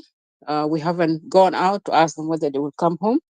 Myself, I was motivated about this because I received many calls from Khartoum, people asking me to come home. Please help us. And I sat down and I said, you know what? If we have to help them individually, it's okay. If it is done as a collective effort, like what we are doing now, it's also okay. It works. One lady called me, and I said it in many rooms. She called me. She had a stroke, and she said, please help me. I want to go home because I want to be buried back home. I want to go a place where if I die, I will be buried. And because many people, many bodies are still on the street in Khartoum and, around Umdurman and Bahari. Nobody buried them. So if I go to Rang, I will be buried. If I go to Faloj and I die there, I will be buried. And if I make it to Toin, I will go home. I pointed this out because so many people are concerned where people are going to. And Manon said it earlier, because if you are running, Madid said it too, if you are running from danger, you will never know where you're running to. You could be running from fire to fire. As I talk to you, 10 people died because there is a cholera outbreak. And I think Dr. Akwad will elaborate on that, because they had a meeting last night, and I think they might have brought it up. And this is the reality, because they were running from death, and now they went and they died. And maybe their wishes will be fulfilled because they will be buried. What if they died, they were to die in Khartoum, they would have not been buried like the rest of the people, you see. So it's still, we don't have to say where are they going. We want to bring them out because this is what they want. Where are they going is something that need political work. Even myself, I've appealed to you many times. I said, we need to talk to our politicians because this is where their work has to start. We're bringing them there, but where are they going to go? Is this. But believe me, many people, they want to go to their own hometowns. I know people spoke to me from Toin, they want to go back to Toin. And I know other people who spoke to me from Awil, they want to go to Awil. And I spoke to 2 or 3 MPs. I've tried to reach one of them this morning, but he said he's in the meeting. I think there is a political work going on. He said he's in a meeting. He will call me back to tell me, the update of what is going on. And I want to assure those who are really worried, because I went to one of the rooms yesterday, and I think somebody from Equatoria saying that you are bringing more Dinka back home to come and, grab our lands. And I can understand their concerns. But if you are really a countryman, if you are a human from humanity side, are you going to be worried about bringing a person or helping a person for safety, that this person is going to occupy my my land or my place? America didn't do that. America brought you all from America. And unfortunately, people who are talking like this, they are people who have been settled by other countries. America brought massive population of South Sudan, especially South Sudan. All of you were picked up in Kenya, in Kakuma, in Uganda, in Ethiopia, in Egypt. And I've never seen American citizen going out to demonstrate. Why are you bringing people home? Why are you bringing other people to our country? They are coming to occupy our country. And I'm sure none of you ever taken over a land of someone else. Maybe you bought them. Some of you bought them, they paid for it. And it is very unfortunate. You are in the West. You were brought here as a refugee. And you are questioning your own people who are going back home. These people, when they were home, they had their homes. Some people, they left. Oh, the MP is calling me, but let me finish first. Let me talk to MP, sir. Go on. Thank you, Anthony. Yeah, go ahead and get that phone. Yeah, this is the one of the things. Kudjok, I know you've been waiting that. Let me give you a chance to go ahead. Okay, thank you so much, Madit and the moderators. Greetings. My time I'll divide it into two. One, on the topic itself, and the second, respond to those of Dr. Lorjang. Thank God he's right here. And I think a lot of my questions that I had have been answered by Dr. Akwat. Thank you so much. I really appreciate that. One was my report. My first question was, how do this help reach my people? I'm one of the South Sudanese who have my own people in Sudan.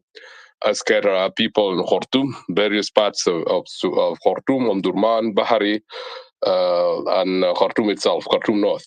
So to me, it was like, if I contribute, I also know, I want to know that contribution also would help my own people. So, and Dr. Akwat she did a very great job on that.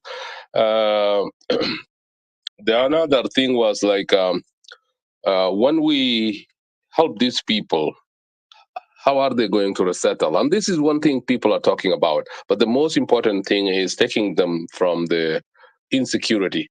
And I was reading a book, The Paradox of Two Sudans, the CPA and the Road to Patrician by Dr. Mansour Khalid.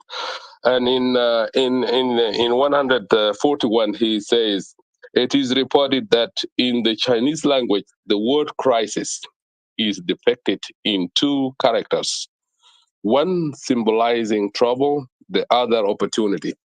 And I was like, what an opportunity, what a coincidence. We are talking about crisis.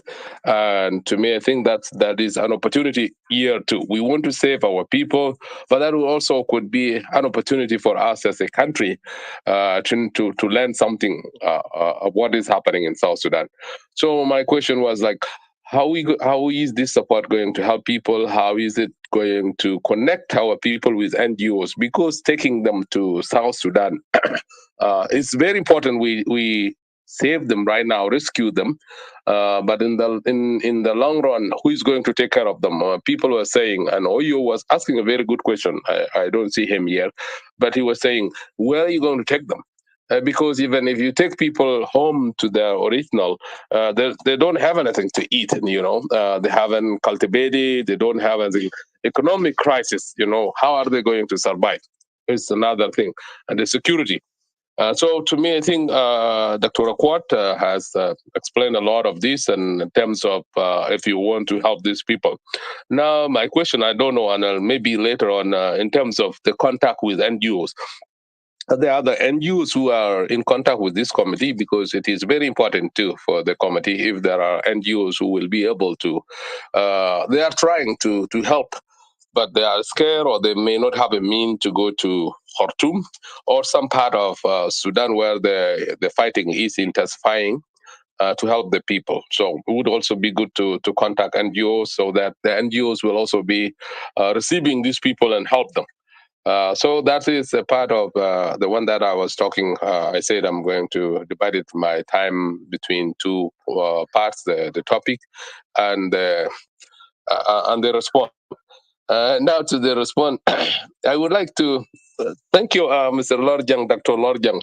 Good morning. When you talk, I have talked with you many times, and the first time, for those who don't know, I'm in Canada, and the first time I got in contact with Dr. Lorjang, it was an article that I wrote criticizing President Kiir on the crisis, the crisis, how it was handled 2013 to until 2015, before the peace agreement. And he was one of the commander, as he said. He was a fighting force against Kiir, as he said, and then he rebelled against Riek Machar. And I would like, he called me and criticized both leaders, and I totally agree. I criticize both leaders for the failure, but there's always time for everything. It reminds me of a story. When I was in seminary in Khartoum, we have this guy from Latuka. He's a very smart guy, but he will never propose anything. But when we go through meetings, sorry, excuse me, uh, he will wait. If you propose something, he will just wait until everybody supports what you are saying, and then he will look at the different angle and will destroy it to the point that people will say, "Oh, we abandon that." One of my friends from Awul decided and said, whenever he speaks, he said, "Whatever I am proposing, I don't want Woting to say anything on this." And we tend to call him born to rebel, because he's always seeing things in a negative form. Negative side. That's what he will. And he will never propose anything. And he will criticize your topic. The reason I'm saying this, there are people who, every topic, it has to be, President Kiir has become a punching bag with his government. Everything is President Kiir. I criticize President Kiir, but there's always time and place for everything. This is not a time to criticize the president. Yes, we can criticize what is the government doing, but when you can help, if you don't help, I think nobody is going to blame you why you're not helping, because we all have our people in Sudan right now, and personally, I have a lot of people. So if I know if I give money here and it's not going to reach my immediate family, I'm not going to do that. I'm a lot of responsibility. That doesn't mean the people who are doing this are not doing a good job. It's because I have immediate responsibility to do. But please don't discourage the people who have set up this committee and other committees, not only this but other forums that have set up. GoFundMe or other ways of generating money and help the people. Stop please stop criticizing them. Let them do their work and do your work. Now, Dr. Lorjang, I would say, and I was hesitating whether to say this, but you know what? Yesterday I read, I was listening to a TikTok, and a lady went for an interview. She went for an interview, and then she was asked level of education. She said she had a PhD. And the interviewer said, "Oh, that's good, and that means that has a PhD." And she's like, "No, what I mean is that I passed high school with difficulty." That's what she was saying, and it's a kind of joke, but sometimes it applies to our people. When we talk, Dr. Lorjang, you always talk about tribalism. That's what we have been discussing for a long time on Facebook.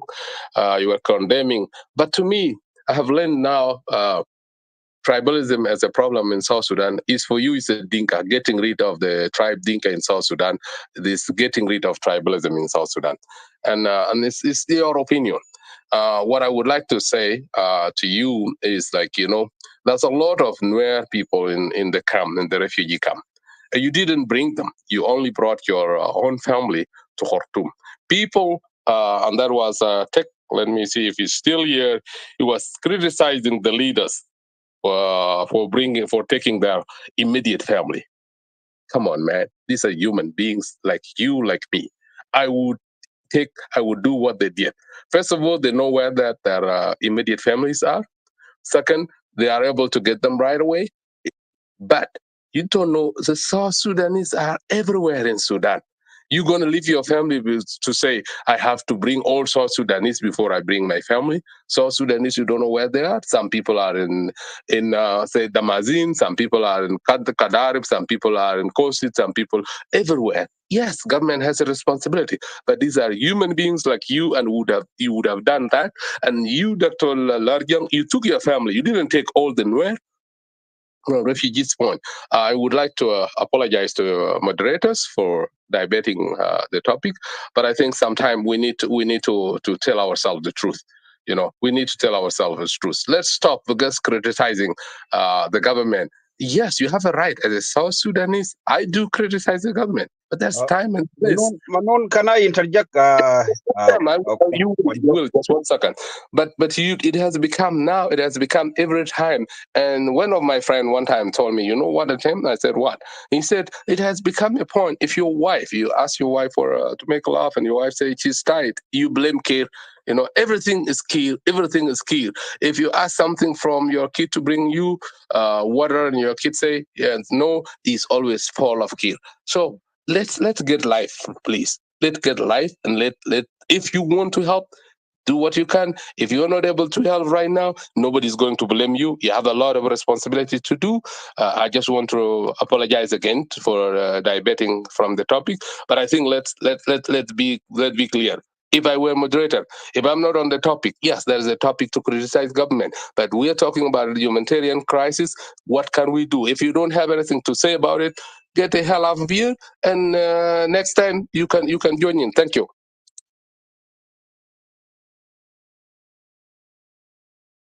Okay, thank you, brother Kwanjak. Let me, Dwala Jen, you said you want to interject. Go ahead. Okay, Dwala Jen is not there, so Adiel, come on up.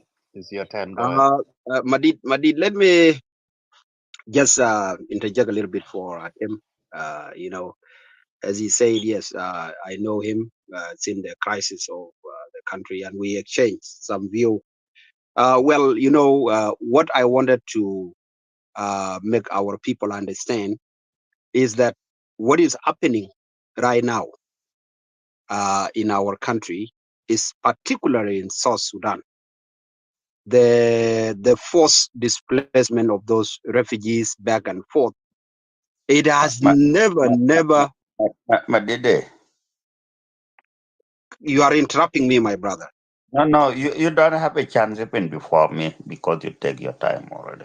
And you want Well, to interject, you will come, and you want Adil. to talk, and you want. Yeah. So what we are saying here, this thing is too big, brother Atem. It has never happened before in any part of the world.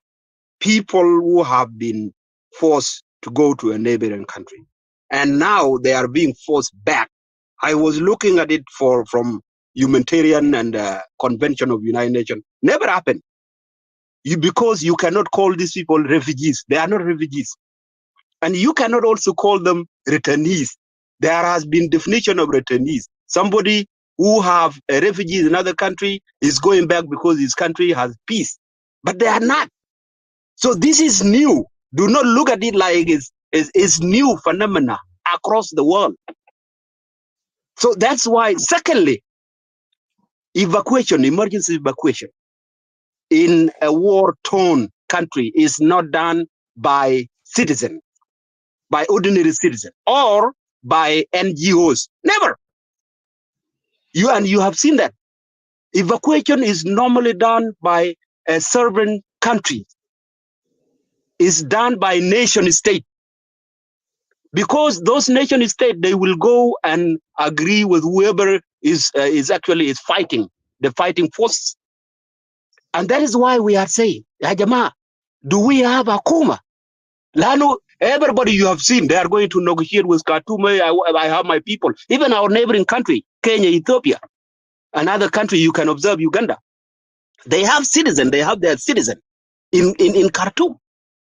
But you will never see their citizen or NGO going to evacuate those citizens. They cannot, because when you do that, what you are doing is going to be wrong, and what will happen, the result is going to be miserable on you and on the other people, because you are not doing it right. Let us be intellectual. Government, if we have something to do, like we collected ourselves right now, and we understand what really we are doing, the very thing we should be doing is to confront Salva. Call him. If he doesn't pick up my phone because I'm anywhere, he can pick up a Denkawi phone number. Call him and tell him this is your work, so that we know really Salva is not for people. That is what we are talking here, my brother. Salva is not for people. It's for burning your country and killing you, including the Denka. That is what we are talking here. And that's what we wanted to make our people to understand. Salva Kulu, they're 10 years old before he died. And we cannot sit and we cannot watch at it. We want to make our people to understand what's going on, so that at least the consequence when they come, You already know that we already told you. This time, the war in Sudan is a great opportunity for our country to change our country. And that is why you see me, I'm standing very strong at this time. There is time for everything. But this time is for to change our country. Why?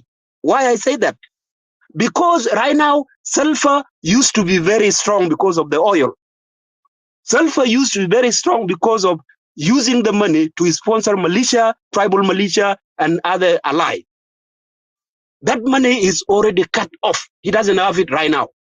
So it is easy for us, instead of talking just something no sense, we should be talking about encouraging our youth to take responsibility to get rid of that government. Because it's not for you.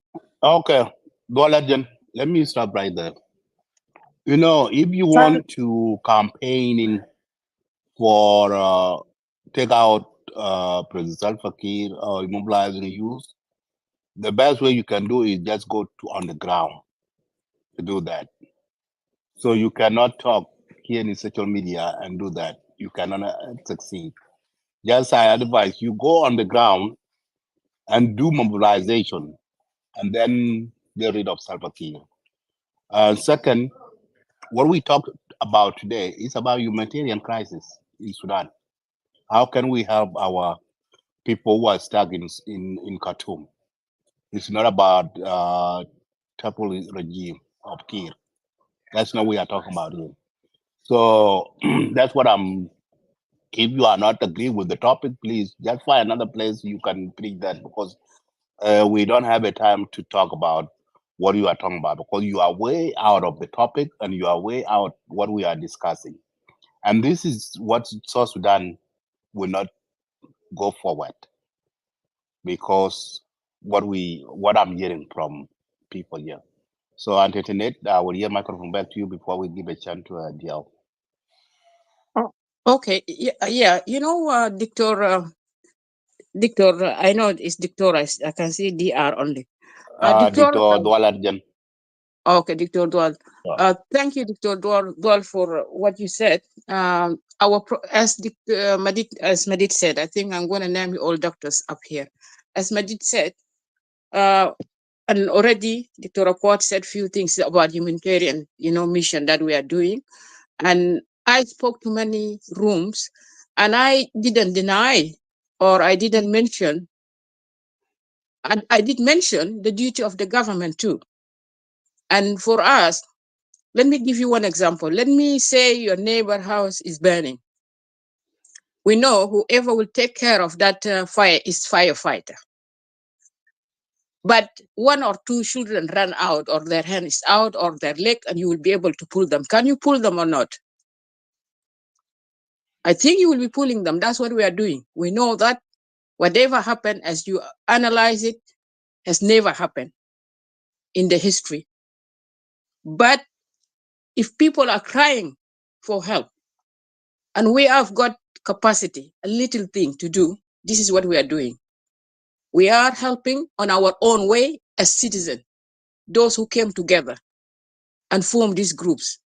GoFund, money being put in, other people crying here, and other people talking to NGOs.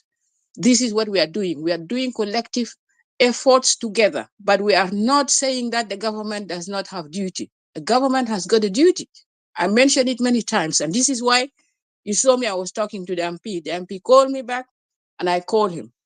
And I said to many people in many groups, I said, you guys need to reach out to your MPs, whether you are in opposition, whether you are in the government, and even oppositions, they open the rooms to support this idea of people need to put money in. I've seen the room of Edward Achek. I went in and I spoke there about,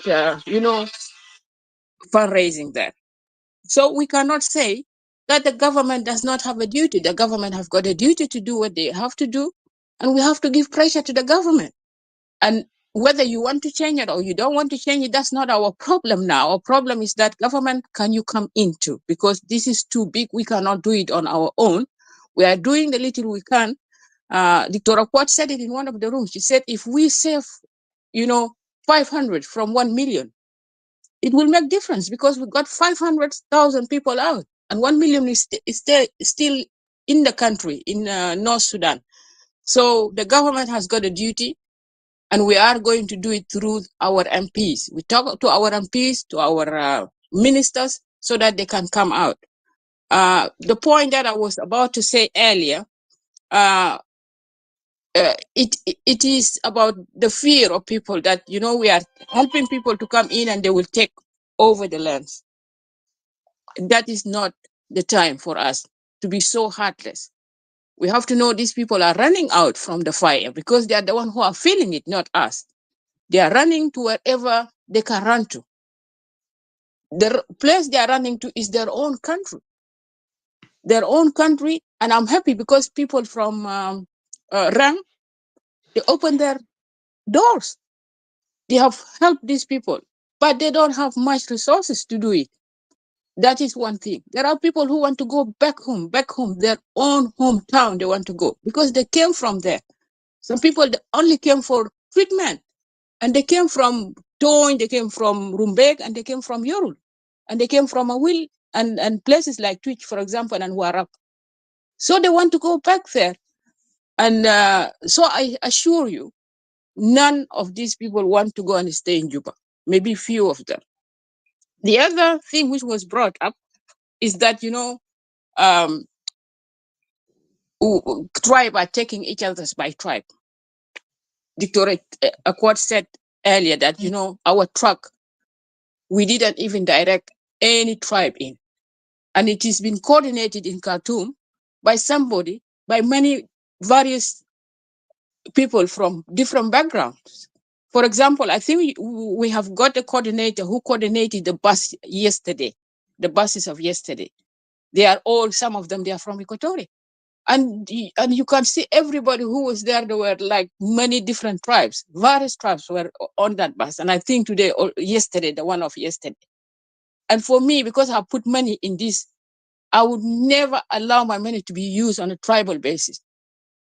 Because if I were to want to go and collect my tribes, I would not go into this group. I would just do it myself.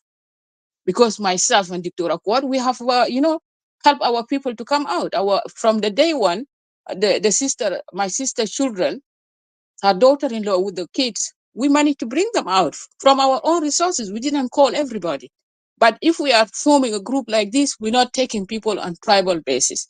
So this group is not doing that, and we will not allow those things to happen. And if it's happened, we will challenge it. Myself, I will challenge that because I'm in a place where there is equal opportunity. I came to this country, I managed to do what I'm doing because of equal opportunity policy, and we will not allow that things to happen. So I have to assure you, your money, if you give them to this group or the other group of Dandara, it will be used wisely.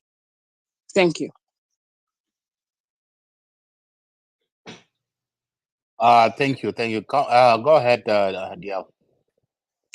Hey, brother Madit, long time. A long How time you doing? indeed. Yeah, good. How Good. you I'm doing? good. You abandoned Lagos State Media. Why not? Why is that? Lex Tebia is working hard.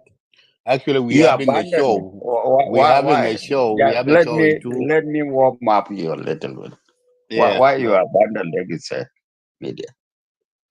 I'm not abandoning Lex Tebia, but let's go back to the topic. We'll talk another day. No, I'm here. I will talk about it. It's okay. You know me. I talk it straight. But you go back to Lagos State Media, you will find a lot of people there that will even support whatever you are doing now. You abandon them, and I wish you. I don't know what the reason for that one, but go do whatever you are doing here and go back to Lagos State Media. I'm still Talk in. to them. Talk to them. Hang on.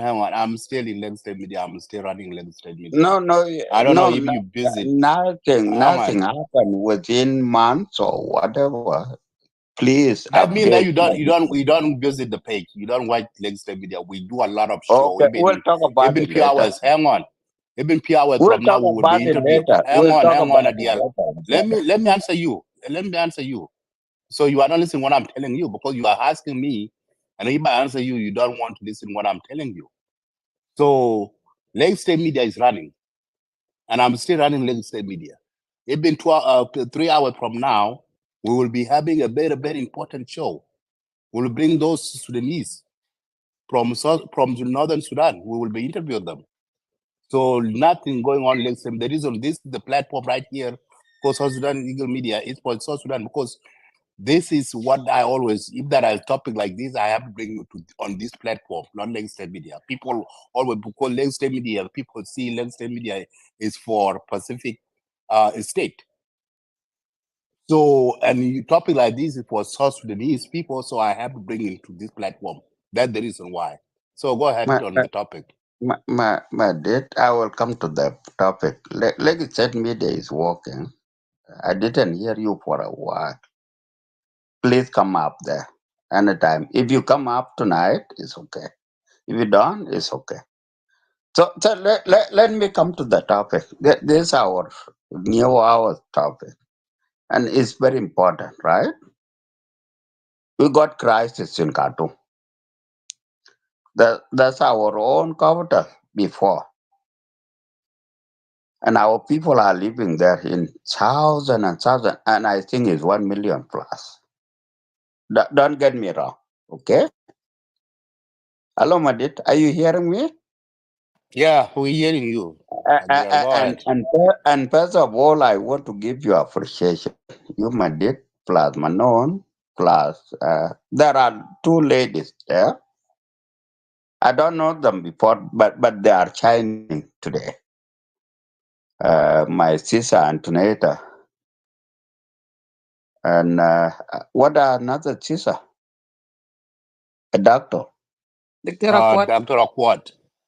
Akwat. I really love them, by the way. I love them. I love them by absent. I didn't see their faces, and I don't want even to know their faces because I don't. I love them. Not in a natural law that okay, this person love this person. No, that's not the case. But I love how they are talking. And if we are talking the same way like this Antoinette and the Accord as our sisters, they are doing very good. Wake up our sisters. Be like Accord and Sister Antoinette. They are doing good. My appreciation to them. Whether they like it or not, appreciation is appreciation. You do something good, and you have to be appreciated, no matter what. Antonetta may be from Denga or from where or from whatever. Akwad is already a Denga. I know the name of Akwad. So I don't have a problem there. So I will come to whatever the situation we are facing now. I have to be exact and perfect in one of the topic that we are discussing now. Madid, we have been doing a lot of stuff with you, me and you, and maybe other people. Plus, Brother Mono, we have been talking about of the issues of South Sudan, how we can solve them. You call me, I call you, I call Madid, I call whoever concerned to South Sudan problem. Now we have crisis, not in South Sudan, but it caused a lot of problem in South Sudan, whatever happened in North Sudan. So how can we handle it? And I thank whoever got whatever he want to do to South Sudanese was in North Sudan. And they want to be going to South Sudan. And that's the first priority. I want to answer that first before I go even to other issues. There are a lot of issues that we want to discuss. The first and for all is how can we get our people to South Sudan? We have problem in Sudan, and that problem will not end today or tomorrow, or maybe after tomorrow. It will take a long time. And we don't want our people to be suffering right there in Sudan. That's a question in bracket. And I wish everybody from you there, guys, are listening. I don't want you to answer now. I wish you are all listening. And how can we get out from this problem? Maybe not every South Sudanese will get out from Sudan. Ask me why, and I will answer by myself. No, every country in the whole world got 1 million plus something.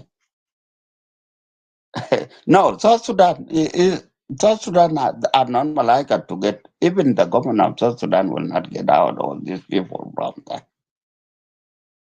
and that's why you are. I want you to ask me why, because American got their people. They are not 1 million in Sudan. China hasn't got 1 million in Sudan, and they get them away. Whoever country got 1 million now. If we are to just trick ourselves and to blame ourselves, why South Sudan is not getting 1 million and half out from from Sudan? We will be lying. 1 million people, guys. Even you, if you are strong like what, you will not get those numbers out from that country. So our numbers are bigger, and there are people that are blaming South Sudanese government. I don't have nothing to do with the South Sudan. I am in Canada. Now I'm okay. I got 20 something plus years in Canada. But I do sympathize with the government of South Sudan. Because if you are given that tax, I don't know, even the origin, I give him this tax now, he will not get 1 million and half out from Sudan. That's what I don't know. We don't have that money. Even we have a patrol, well, a patrol, well, whatever, just a benzene, well, whatever. We will not get those people out from there. You remember, American get out their people. They are not in million. Whatever country get out there, whatever, they are not in million. And now we are coming to blame South Sudan that you do this and you don't get out your people. That are in million and not in thousand even. Thousand are okay. Million is too much for any government. Even if you give it to American now, oh, get out your million people in South Sudan. They will not do it for sure. Why are you now blaming South Sudan? I don't know who is blaming, and I wish, please, whoever blaming South Sudan from not getting out million and half or 2 million even from the north, you are lying. No government could do that for sure. I'm not a government, and I would not, and I didn't even experience the government type one of the days. And I will not be a government official even one of the days. I don't want it, but I would like to do my best. Uh, I'm misled by my expression. I want to talk and talk and talk, but first of all, Madit, if you are ready, give me my number. Give me your number. One of maybe tomorrow I will contact you and I will send you whatever I have. I want to have, and that's what needed, and that's what this topic is to help our people back to be getting back to South Sudan. I will not have 1 million and a half to go to go back to South Sudan, but if we all participate, $50, $20, whatever dollar, we can do something, but we will not get back all the million something to South Sudan. I will just mention some of what I mean to talk. I wish I did my part. I will talk to Madid tomorrow or tonight. If Madid phone me if he has time, I will get my work done. I want to help. That's number one. You. Yeah. Number two. So another thing, Huh? if you No, I want will to, do my part, Madid. I will do no, my you keep part. the link is up there. Whenever you do, you can do that in No, I English. Go want to ahead. talk to you because I didn't even did the what you call it. I didn't see it yet, but if you can send it to me as my personal whatever Facebook or whatever, I will do my best. I will talk to you. There is no hesitation on that, Madid. I will do my part. That's what the country need from me, not what country need from.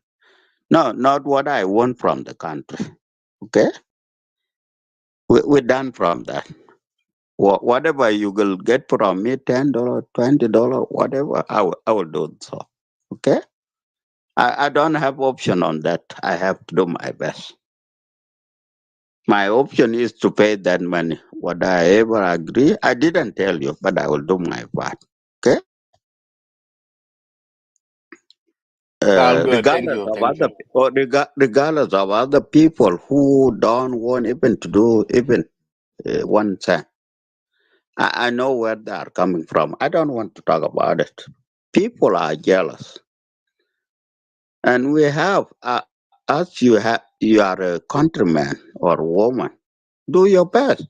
Don't even count on something. Oh, this one happened and this what happened. No, I know what happened in this talk. My dear, I'm talking to you. Just understand, and brother Manon, plus the other two ladies, Antonetta, plus our sister Quad. I want to assure you that my contribution is available. I want to find the ways how I will get it to you. Even now. Brother Adel, Uncle, Yes. I just want to say I'm thank you. uncle. Yeah, I'm uncle. Yes, for sure. Yes. Thank you very much for your contribution I and didn't say for, it yet. I didn't say it yet, but it will be available for sure. yes. I'm thanking you for the thought of contributing. And also, I know you will go and talk to other people to come. What I would like to say is that let us give other people a chance so that they are able to speak as well. I'll give you No, 30 you seconds. just want a contribution and you don't want me to talk about other issues, right? It's not that I don't want you to talk for other issues. For every time, there is a season. Oh, And okay. right now, Let me talk. Are you Antoinette or a quad? this is a quote speaking. It's just because Okay. other people Okay. have been Let me staying complete. awake. Let me complete my point. I got your quad. All right. Thank you. Okay. The one thing it may be far from whatever we were talking about. It's about the is about Upper Nile in general. Let me talk about two issues. One is about Reng. Reng is a good place for our people to go. Good morning. No. Banyadiel. Good morning, Banyadiel. This is Jurtonya Ramtaikur.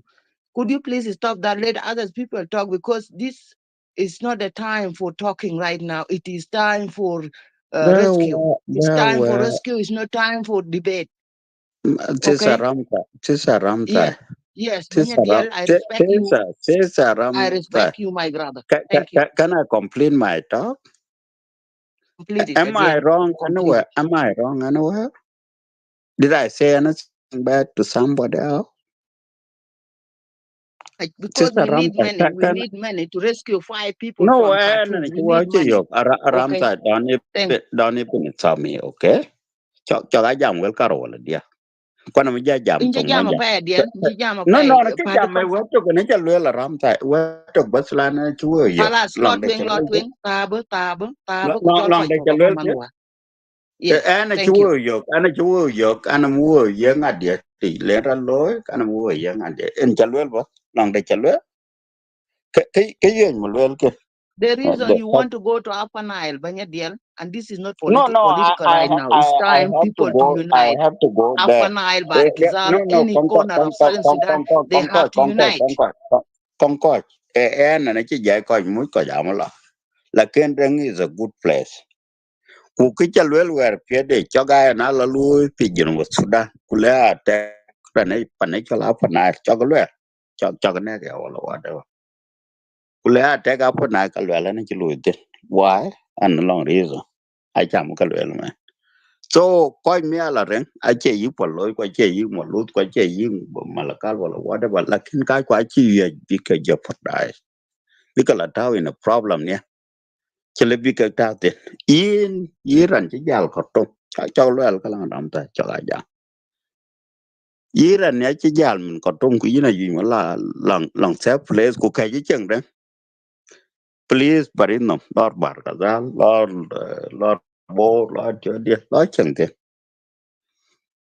ya le tong in wa ko na chin wa ko ki na bi cheng da go kwan yar ko ka ka bi cheng da lakin an che ta I'm not proud of being somebody living there chaga na la lutin I will not work there la nu kul zaman nga ka be no ma ta kam nyal de mol den chen mol ku jam o ka kan na ga dial kan na de no not accept that for sure so koi kwan je e ku du thong coi Uh, quan chứ bên cũng aram tay này chỉ vậy ba bè tổng mà ai uncle, chỉ ba pal ka jam ai chân cái này luôn uncle, achi anyiko, achin kiraj balwel, will be ben by ito. ya so ko long ran bên trên pat pilan ping an ka ko long ran Yes, chứ bên trên cũng như bé thì đến bé đến tiền cả cái I bé long an uncle, wow ai pingan chân cái này luôn I ai chân anya cái này luôn achin kiraj lwel, lakin wakor hu koko yen fursa. For please, in buku yen so fursa. cho ga ber wa to bas ko ada bejato wa to chapala wala kai po lo Abang medit abejalwel. Wet bus. Okay, dear, let us give you a 1 minute. Chan bagu what talk dun balo kala bu talk. Jam ko Okay. ko ba ye ko bi chance. Ana utong ma det wet bus. Okay, 1 minute. Wet dien kan wet da lorjan mo. I Ran think tio ba. Dwalat Jen Chitot and Dwalat Jen Chijal. No, atolo mil is okay because ko pianga. Ataka ta chok tak den ben ma. So yen kuleben when ya choka du chok be bere. Yen kulong amaken ken chikaliep somewhere. Celebrated areas. I don't know that. Kuyin madida ku ka celebrated o celebration e piango asfala wala asfala ne ko an chia celebrated areas apo la long celebrated areas ba ben man I don't know if that there let us know in madit ku jula yen dalor jan chak nyuto e pana celebrated rumbegen celebrated nga e awelen celebrated nga soy and celebrating. Let's know. We want to know. But can you can in my dear cho mà you đi cho ta bốc la coi hoàn chỉ là Khartoum ka bon wa o chỉ là Khartoum mà Khartoum mà lakin coi chỉ bé lok ta tin we I check cái one for sure à à à coi mà đạt y ngadia y làm có là cái chuyện tin tên ngadia lang kai cho tin den koi ko ga cha mu kan ne i be riak ma cha lang kai cho tin den mu ke ko je da lor jen ke cho ko ko mu ja ko bu ka te i ben cha ba chi bi ka ba ke jen wo suda let them be in suda it's okay na Ayena ni po ku ka chukuran. wa Ayena no po no chukuran. cha lo ka wa Ongudo ka ni ku adia ba no ka wa adia lo kula ngade ka time wa be ka cham ni chan ku jo ba kai ko ba yok pursa jo kai ko ba yok pursa ka mo. wa ka ni ku Kala ba ayena po thank you. ko na ke ro tie aka to ro te mu pa be ro tie ma tum la Ay do da lor janen ka tie ja chan ka ayena la po let them ayana go. pod dial ayana pod you ko ba yok porsa ayana shukran. Cholen baden to you can for some of this. Yeah, yin ba chola. Okay, nalige. Bye. Ayana pod. Shukran. Bany Badit. And then there was a comment by Doctor earlier. I just want to answer if it's not possible. Yeah, If go it's ahead. possible. You guys are moderating. Yeah, go ahead, Doctor. Thank you. In the ideal situation, people take out their citizens. But we know our situation in South Sudan. I'm not saying what the government did is right. No. They should have taken the people out. But if they do not do it, it is our rightful duty as the citizens of South Sudan to help our people. I'll give you 2 examples. I have a relative who had a stroke and is in Khartoum. Old lady in her 70s. Should I leave her and say, wait for the government to come and take her? Or should I evacuate her? And if I evacuate her to safety, then I have saved her and I have saved myself a headache. That's one. If I go back and I become part of this humanitarian group because I know what is it like to stay hours calling my mother to find out how she's doing. And I still go back to help people because I know how painful it is to be in a war-torn area. I have been there, and if my relative has been there, and she's calling me and telling me, I don't know if I'm going to see you again, should I leave her there and wait? That is a question that I'm posing to you. And I think the answer would be is like, take me to safety. Don't leave me here by myself, because my niece was by herself in a house. Imagine a young girl by herself, where we know countlessly what the barbaric Janjaweed have done. We know even in South Sudan, girls have been raped. So we are putting her in danger. And that's why she got into the truck yesterday, but because of the war in Jabal Aulia, she was sent back. That's one. A young man sent me a message and said, please, I don't have minutes. Let the logistic person get in touch with me. I am in Arkawit. I am stuck. We don't have food. Do I have to say, let them wait? No. I immediately gave his name to Emmanuel Lado, who is the logistic person in our group. And he contacted the young man. Let us be the little hope. If I help one, I have done my part. If I help 2, that's even better. If I have 50, then that's even more. And that is why we come to this media. Right now is the time for me to say thank you to all the people who donated. I see a lot of people on stage here, and I see a lot of people listening. They are doing their part. You can be from any tribe. Organize yourself. I am not against it. Organize yourself. Take out your people. Just like what the people in the Northern Sudan are doing. Just like what the Kenyans that call me are doing. But if we can come together in our group like the way we are, my tribe is South Sudan. And a lot of you know, I do not have a political color. I stay in the lane of humanitarian. I stay in the lane of medical. What I can do, I do it. Because I have been part of a community that benefited from being evacuated. I was evacuated by the State Department. And that's why today I want to help. I want to thank all the people. I see a number of people here who have all donated. They have donated their time. They have said, my sister Hidriya said the other day, if I was in South Sudan, I would have made Anakutabaamil Madida. So please tell your sisters who are in run, Amil Balila, Amil Asida, Amil Badida Bidakwa, جيب سندويش بتاع عيش وادوا للجماعه ديل لو عندك مراح جيب لبن. لو في حاجة في يدك اللي انت بتقدر تعمله اعمله. بعد ما الجماعة ديل يصلوا في محل الأمان نحن بنجي راجعين. That is the time you can talk. You can talk and do what you want. You can talk and decide and say, hey, let's talk politics now. But right now, let's talk rescue. نودي ناسنا لبر بتاعت الأمان. هيكون في أخطاء؟ Yes.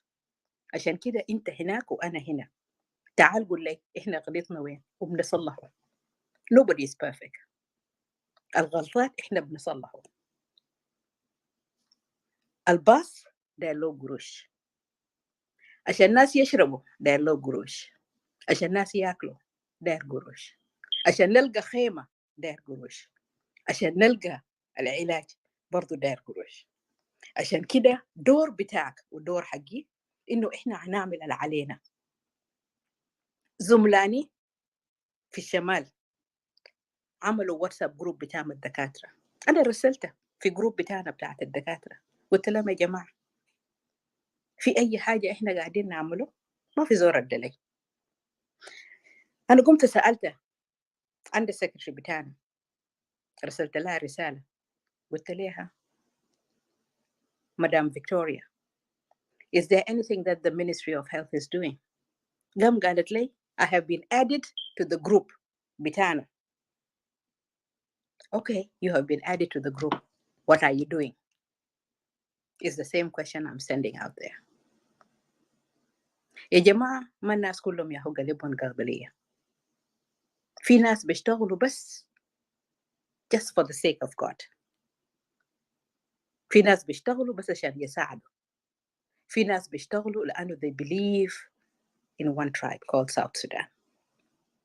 In 2021, I had thought of doing microfinance program. I reached out to some of my colleagues. One of the colleagues was here, a doctor.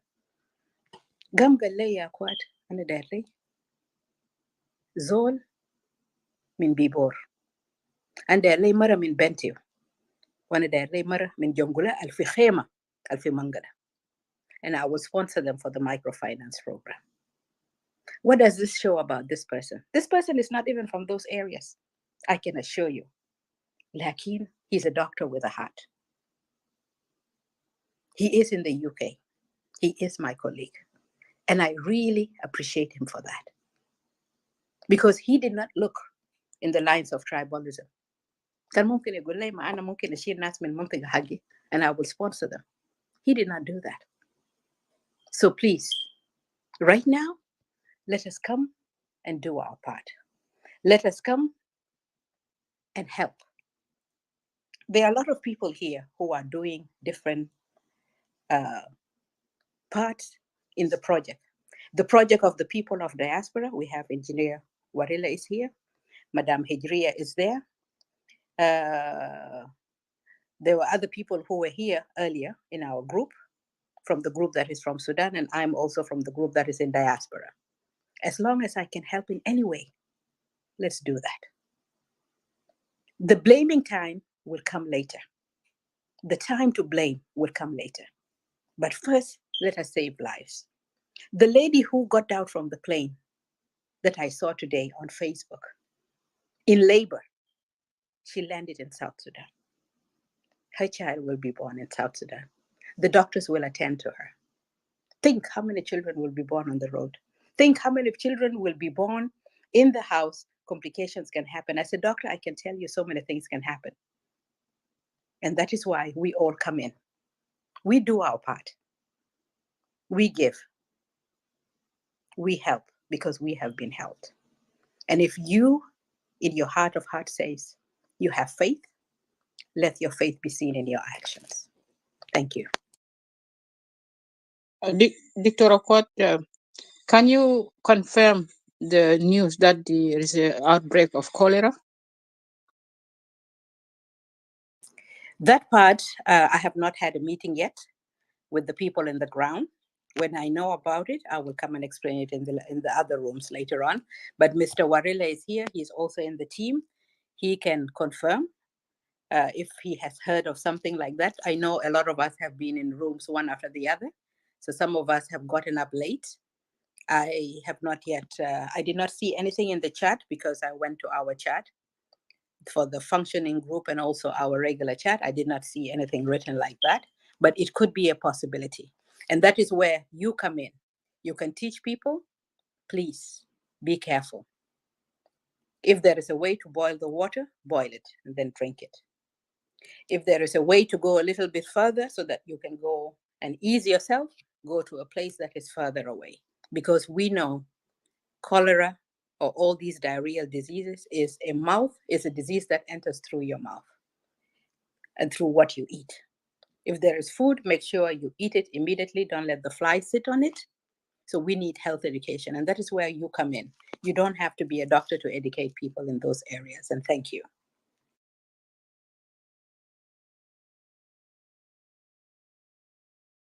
Give chance to Jurtoy.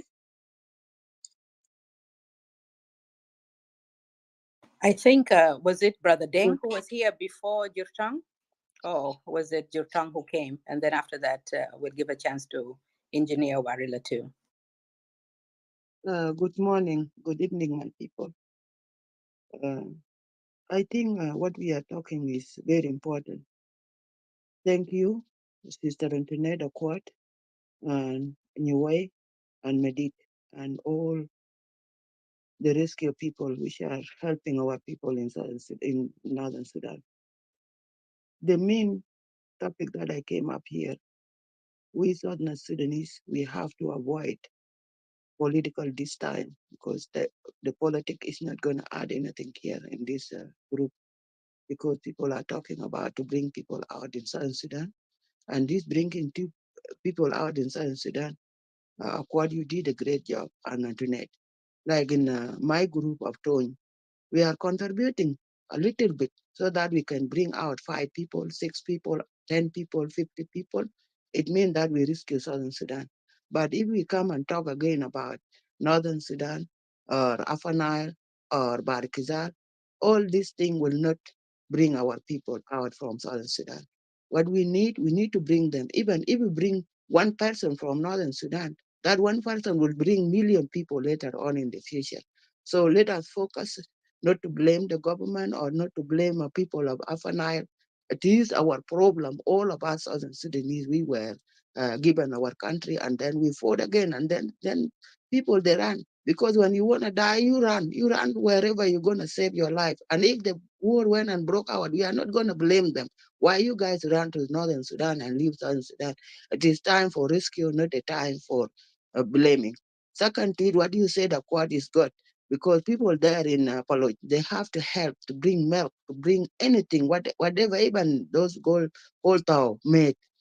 Let them bring them and distribute them to them. Is gonna treat people with malaria too. Those are tau. So what we need is everyone here in this group sitting here, please go to your group and contribute a little bit. Like now China or Philippines, when something happen in their country, they contribute $1, $2, $5, $50, $100. If we contribute $100, there is no need we can ask the government again. It is our rule, we people of abroad, to bring people out. If you have $100, please forget about your bread. Forget about your milk in the house. God will give you milk. God will give you anything, but give your people, give them $100. We people have a bread abroad. Let us contribute and leave aside of talking. Like my brother Adiel saying here, don't hate me.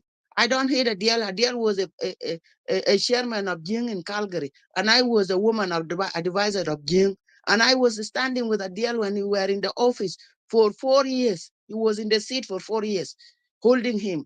When the Jing want to collab, I will say, no, Jing is not going to collab in front of us here. I Ramtai, let us back up. I back him up. Why it is time of rescue now? I come and hit him. I don't hate him. Banyadiel, inshallah by man, inshallah by local, the chatting war would be a right. 2013 in Maktab can jing and you bear written for more than 80 years. Kamu Maktab jing. Warchi Mashakal Kia Yogan Chanja Benjal when she jing law week, kin no Maktab until today. But by my time, I paid Jing Center. While you are a chairman there, This time now, you, Adiel, and I, and others people, my brother, Chinkan and Ilaman for Rumbek, I'm a daughter of Rumbek. And yan pan golf Rumbek, there is no need blank man. Let us join our hand. Let us leave blaming government or blaming Upper Nile. No. We people, we want to leave this and let us join the hand. We Southern Sudanese. Rin kana chi banya chi lwela o an lang kai ke ngwana no bana gar. Ubabana jwar will. Because there is a two type of plan. Government is doing another to prevent the country not to go back to Northern Sudan, not to be robbed by others people to take over Southern Sudan, because there is two group of fighting in Khartoum and group of they want to take Southern Sudan. So the government is working with those who are criminal intelligent people that are doing a care plan here to destroy Southern Sudan. Like Warchi went to Yelwell, Saddam Hussein got Southern Sudan, Abulo Medan, Sudan Abulo Medan. That's what people are doing. But the government is dealing with that part, and we people of Southern Sudan, we are dealing with rescue our people here. Let the government deal with those criminal, international criminal that they want to take over Southern Sudan. This is the Southern Sudan now is full also, is full with intelligent people that are sitting there. They want to create another in Southern Sudan too. So let the government deal with those people and let us deal to bring people out from Northern Sudan. Let us try our best. Even if that trillion people in Northern Sudan, we will bring them out. We will bring them out. Ache manara berile tok ugaril diararil. And I'm happy to acquire. I'm happy to Madid. I'm happy whoever saying that koi kin ka ba baby. We start with one track. Acquired and Antoinette and others group Manon. They started with one truck, and now there are 3 trucks. Let us be 1,000 trucks so that we can fool our people and leave the government with the intelligent people who want to create chaotic in Southern Sudan and in Northern Sudan. Because can plan in North ke South ke ga we because we destroy ben ku jalo lu take over. Let the government. I'm not going to blame the government. We are the government. We people of Southern Sudan, civilian wherever we run, we are people of government. We are people of land of Southern Sudan. There is no need we will be fearing. Let us join hands. And God bless all of you whoever contribute $1 or make or Korah Sida. God bless you. God bless you wherever you are. And I don't hate you, my brother Adiel. Thank you so much for your word saying that I'm hating. I'm not the kind of person hate people. I love people. I love everybody. Sudan is like me. This is the time we fight criminal. It's not time to fight ourselves. Thank you so much. Let others people contribute and go to your group. Talk to them if they are fearing with a quad or fearing with internet. Contribute them in your group and then send them to the troop that buying a truck in Juba. Give them money. It's not only your sister. Anybody Sudanese doesn't have relative. You are relative of those people. Lo mi ke ku jware ke ku yego ke ga kwat akwat ngi ko trakat bi ba le ngi ko weva ta tinde tu ngi ko mu trakat a wu ke ga liu ka jware ke grubat kune ayi mahal te yintin gam ke we ku nyale je bi lo ko nyale bo lier ku nyale je bi dog jen pinken abi yego ku ci yego ku ci kai ko nyaay ko bo ban lu risk Kunyali ke we ganchi will ban nuaten chalker and de la twing let the other person talk because we need money to go to Juba. Thank you so much and God bless all of you. Thank you, Mama. Engineer Warila, please go ahead. Okay, salam alaikum. Okay, mine is just to confirm and encourage all of us to help. You know, we need to help our people. Now, we're not helping them to make the decision to get out of Khartoum. We leave the decision for them to make because they are better off in assessing their situation. But if they make that decision that they are coming out because they see that their lives are in danger, then I think the logic dictates that our instinct will push us to help them. Just imagine that your direct family is calling you as a person that the way they see things in the street of Khartoum, they want to get out, but they don't have, they have a challenge of transport. I think all of us will agree that we will not hesitate to help them out. And when we help them out, we are not neglecting the challenges that they will meet on their journey to safety. But we're just giving them a push because they have made that decision.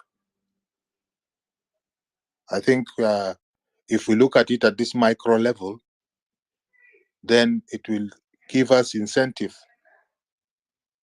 when we work as a group. It's the same logic. You just consider that it's not now your family, it's your people who are moving out of Khartoum or who are trying to move. Some of them are walking, and some of them need information. Will you not do the same thing? That is the basic thing that we are trying to do, right?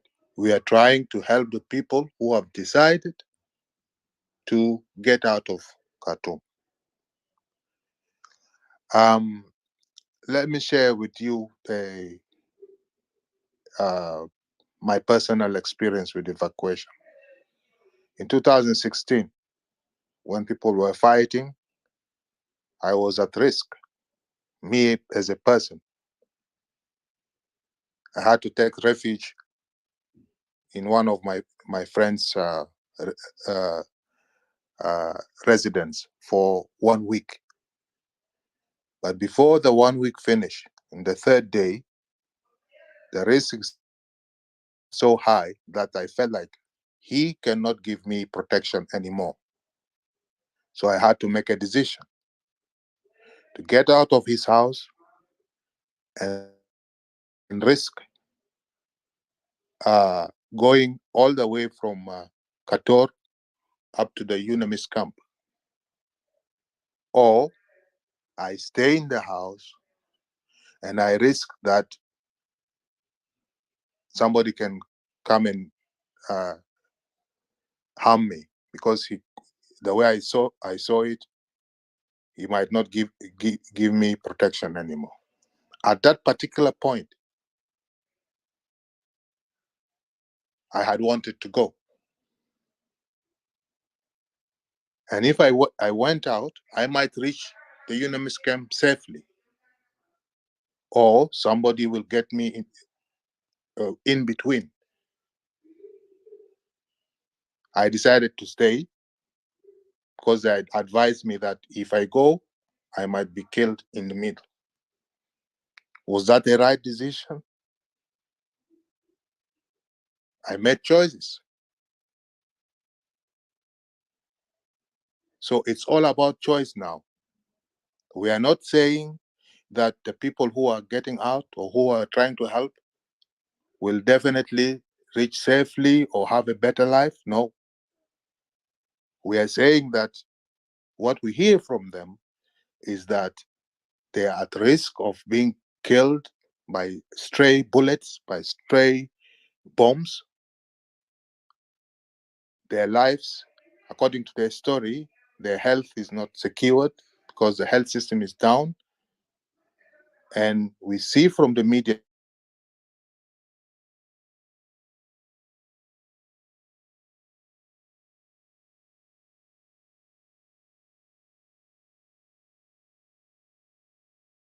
encourage I do encourage any group that is trying to help. You give and help, try to get them to safety, and we'll deal with the challenges as we go. The job we are doing and all the groups are doing is proving to have impact. Even the government is waking up. I've said that from day one. The government can react to what we are doing. I'm just reading a minute ago about the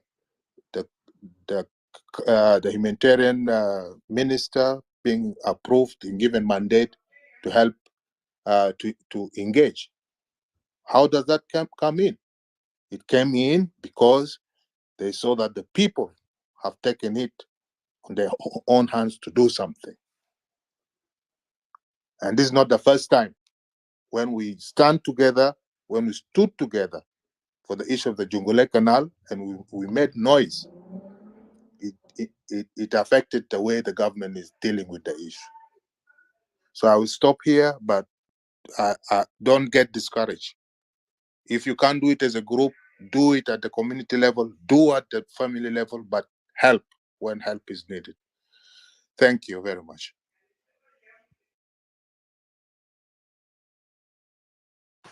Thank you very much, Brother Warila, for your contribution. It is a choice. In life, we make choices. إحنا ما قاعدين نجبر ناس عشان يمشوا جنوب السودان. إحنا بنديك الخيارات.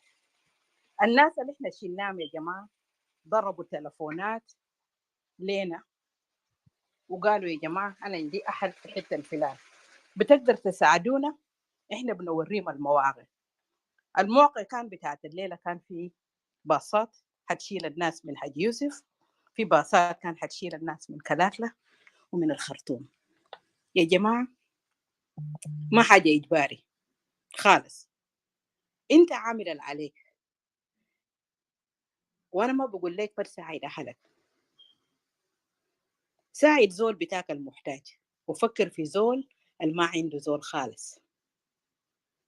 في ناس ما عندهم زول برا، في ناس ناضلوا من أجل البلد وماتوا وعيالهم فضلوا وما في زول قاعد يساعدهم.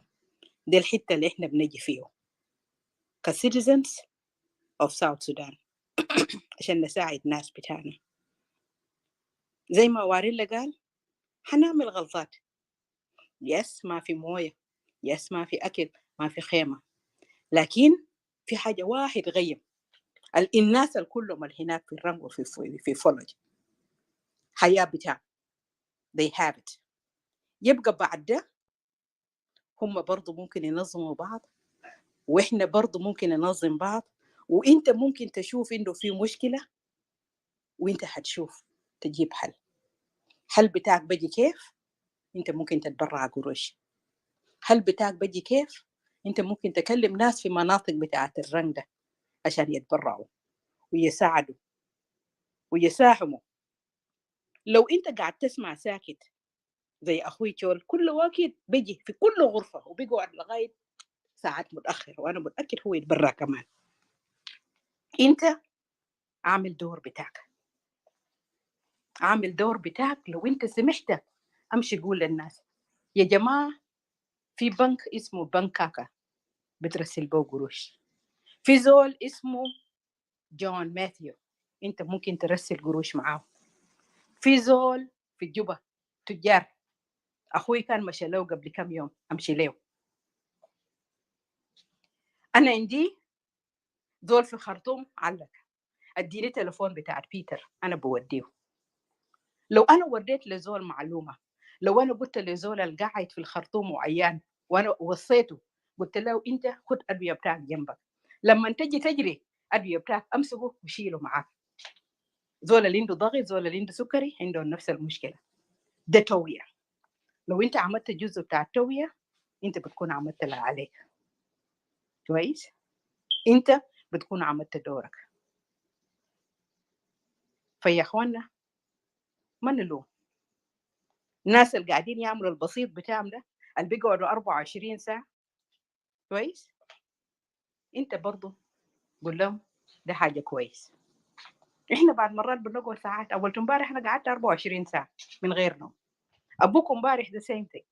اميجو ياهو نفس حاجة لو اريلا، لانه لما احنا نعمل لايف احنا في different parts of the continent. لكن ليه؟ عشان احنا عندنا غيرة للوطن بتاعنا، عندنا قلب للناس بتاعنا. احنا دايرين اخواننا يعيشوا زي ما احنا عايشين برا هنا. لو انا ادوني فرصه اعيش، ليه ما اساعد؟ ليه ما اساعد؟ انا هساعد زول تاني ممكن يمشي ينقص ناس تانيين.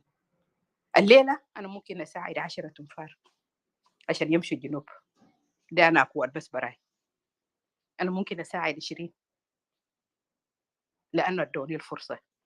فحسه انا بدي فرصه لاخوي ولا اختي ولا امي ولا ابوي ولا خالي الحسه في الجنوب عشان ينقذوا، ويجي فرصه بتاعه كمان عشان بعد كم سنه يجي يكون عنده دور كبير يلعبه في بلد بتاعنا. فانا حقيف هنا brother Manon or brother Madid, if you want to interject, you want to say something, please go ahead. أنا حقيف هنا. شكرا.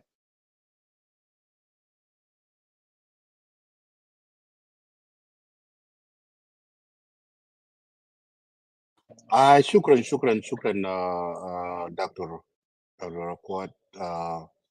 Manon, you can go ahead. I just want to let you guys. Go ahead. I just will stop like a few minutes. I'm driving. Go ahead. No problem. Okay, yeah. I just want to let you guys know that I have left with 1 hour. So I have another show that I'm going to. So that show will be live in Next Media page. It will be live in Facebook and YouTube.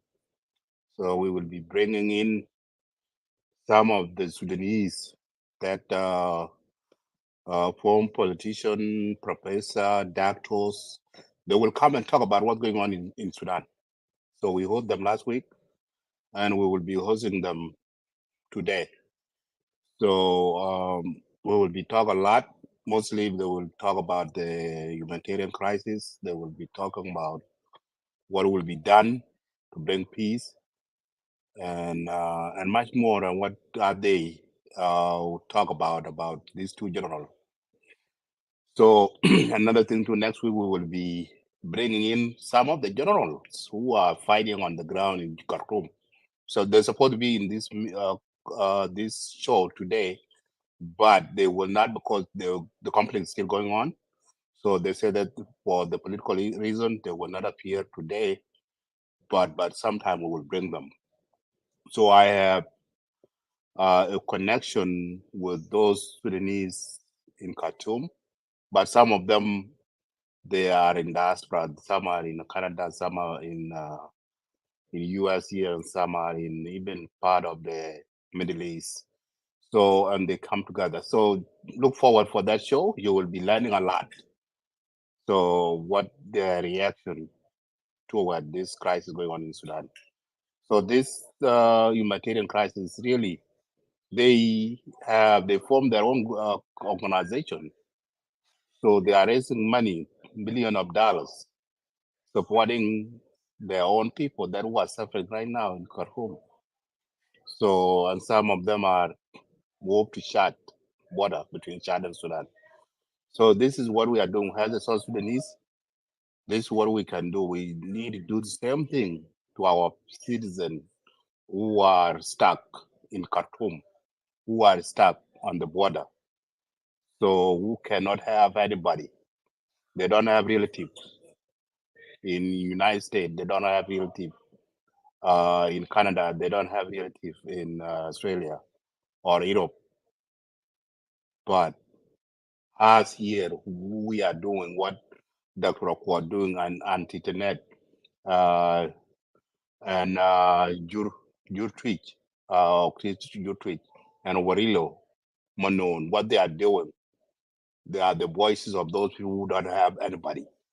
Can give them a helpful hand to bring them out from that war zone.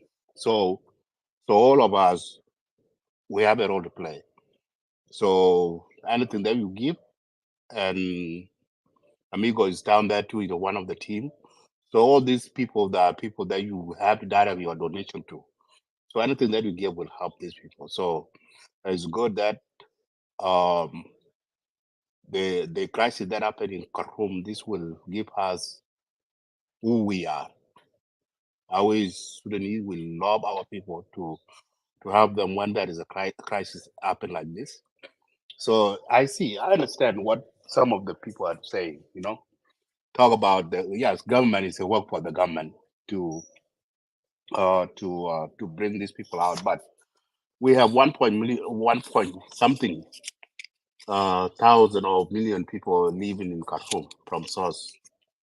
So government cannot do it alone. Even United Nations cannot do it alone. So we mentioned before earlier that you see, United States have about 1,600 citizens stuck there in Khartoum. And I even seen the news that there are 2 people's American citizen has been killed. You see, and they didn't send any military to evacuate those people. They're telling those people to find the way, the safety way you can leave, go to a neighbor's country, so that there is a way that you can.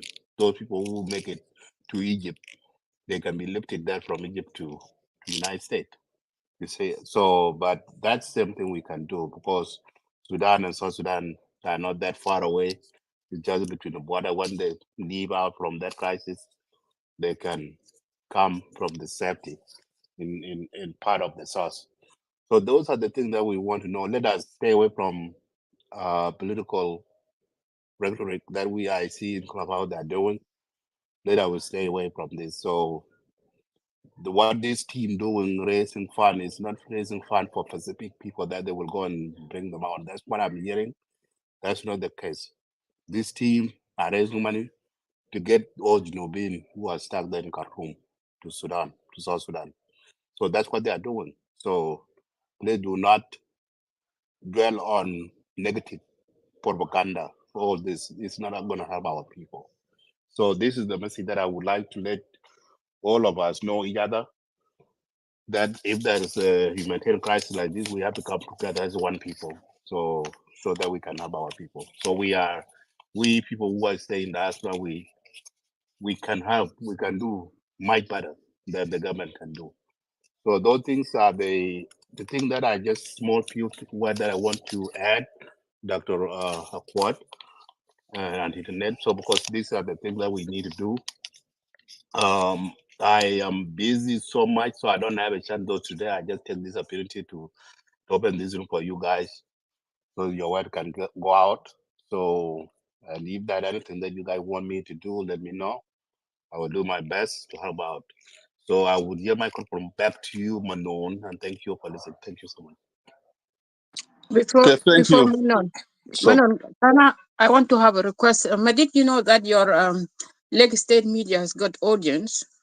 Would it be possible for you to host doctors like a quad in your way, so that we talk about health side of this evacuation or of this rescue plan? Because I'm really worried about if let us say God to help these people for the cholera not to break out or any other disease. So please, can you do a special show for them? A quad knows many doctors of our field, and we bring them together, because some people, they don't have access to Clubhouse. I know many people they don't even know Clubhouse. If you do it through your Lake State media, will that be possible? Yes, that would be all right. Yeah, we can find the time and the date that is that suit all of us, and we can do it. Yeah, we can do it. We can do that. But in order to do that, I can bring it to my team, because sometimes we don't do things. We can meet and then let the board approve. Let's say media board, and then when they agree, then we can put the show. So I will bring that to the team, to the Let's Say media team, and then we will decide. I know they will not rejecting it, so and then we will arrange the day that we can bring you guys, and then do it. Yeah, it's good. It's a good idea, because most of people, they don't come to Clubhouse. So we do, and that's what you see. We do a lot of show, Let's Say media on live on Facebook, YouTube, so that the people can see. So yeah, so I will keep you posted on that.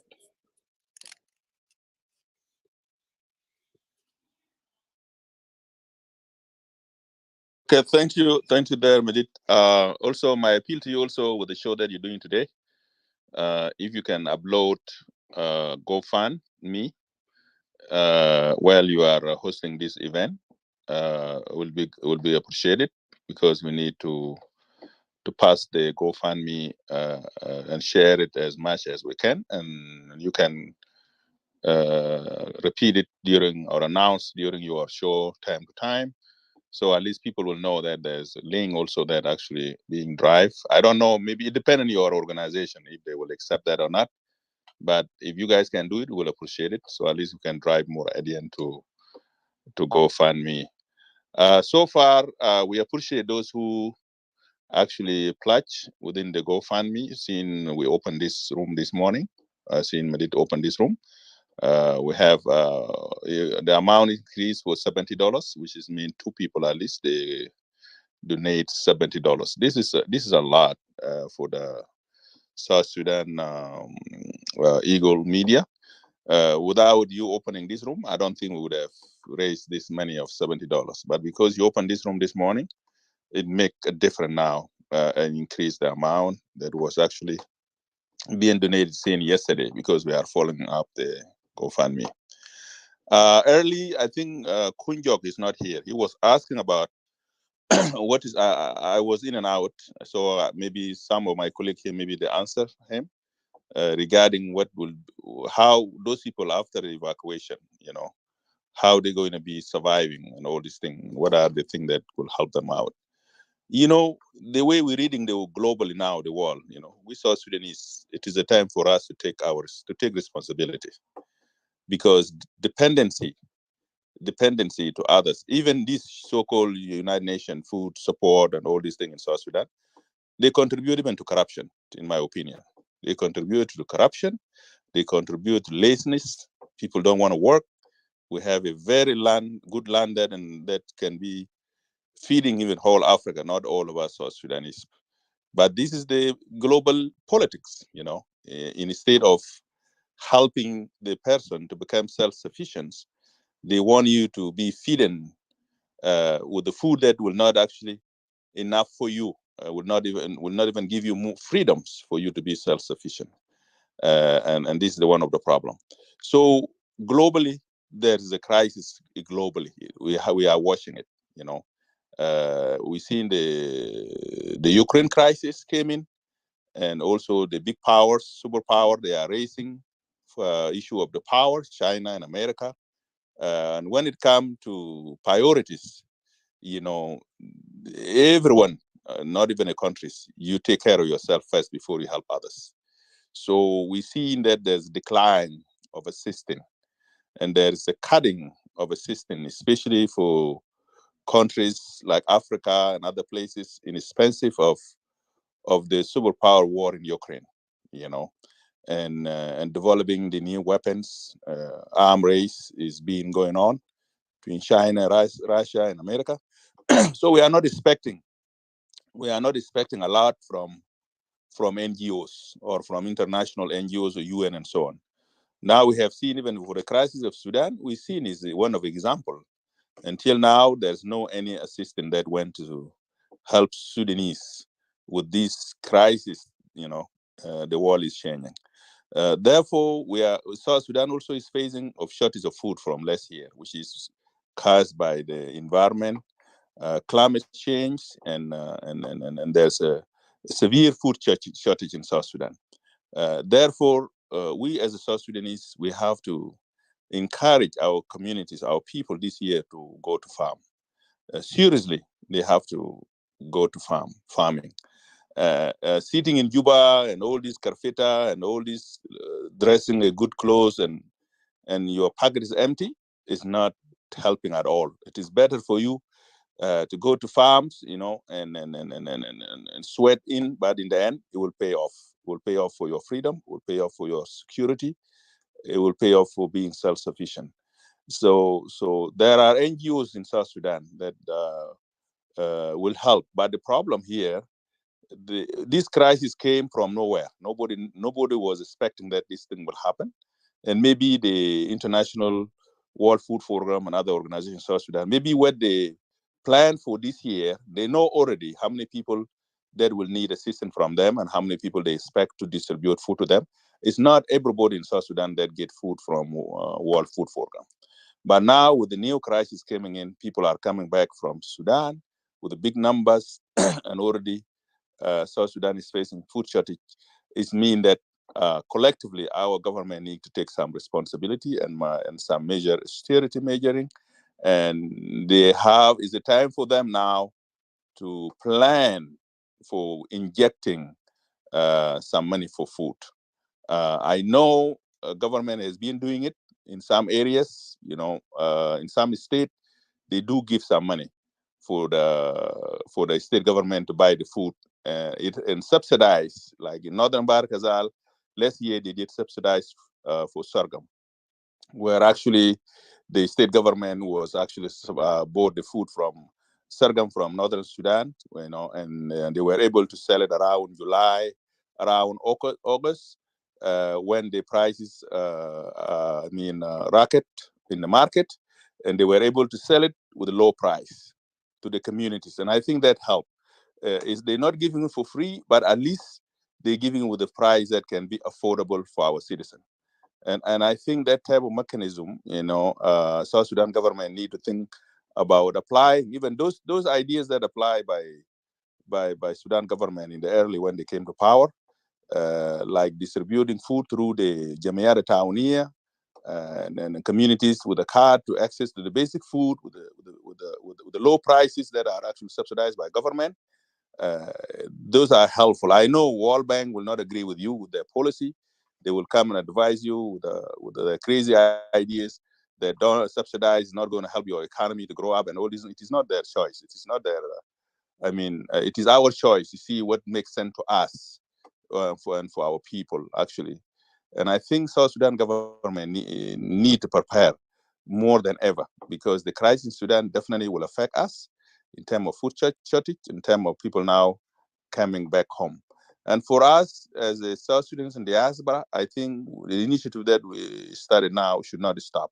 We should develop it into better way, and with more volunteers engaging in this, with us raising not only helping for rescue them to go back home and then stop, would also continue to raise money if we can be able to participate also in supporting them after they're getting home. We may not be able to support everybody, but at least whatever contribution that we can do, it will be appreciated.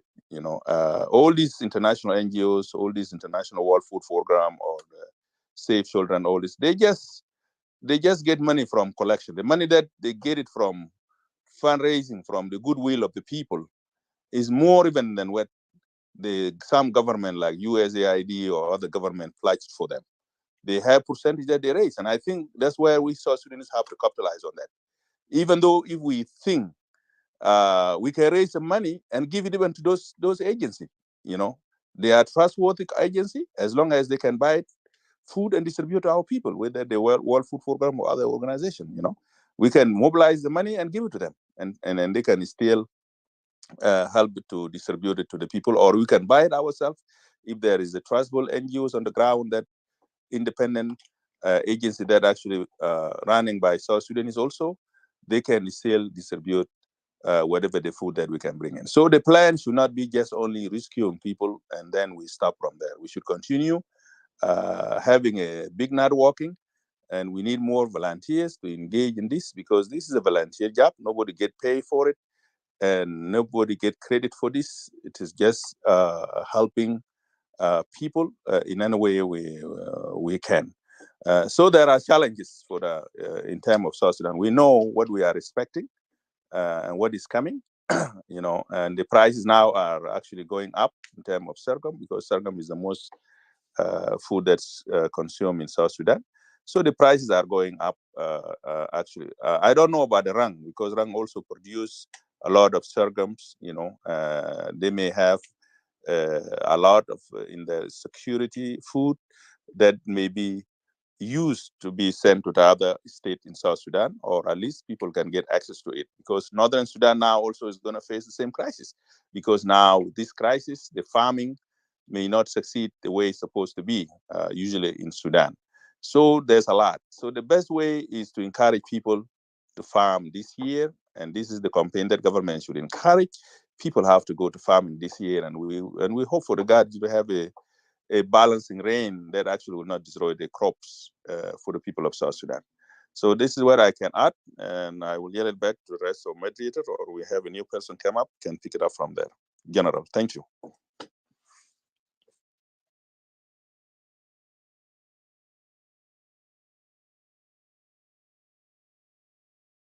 General, you can pick it up if you can hear me.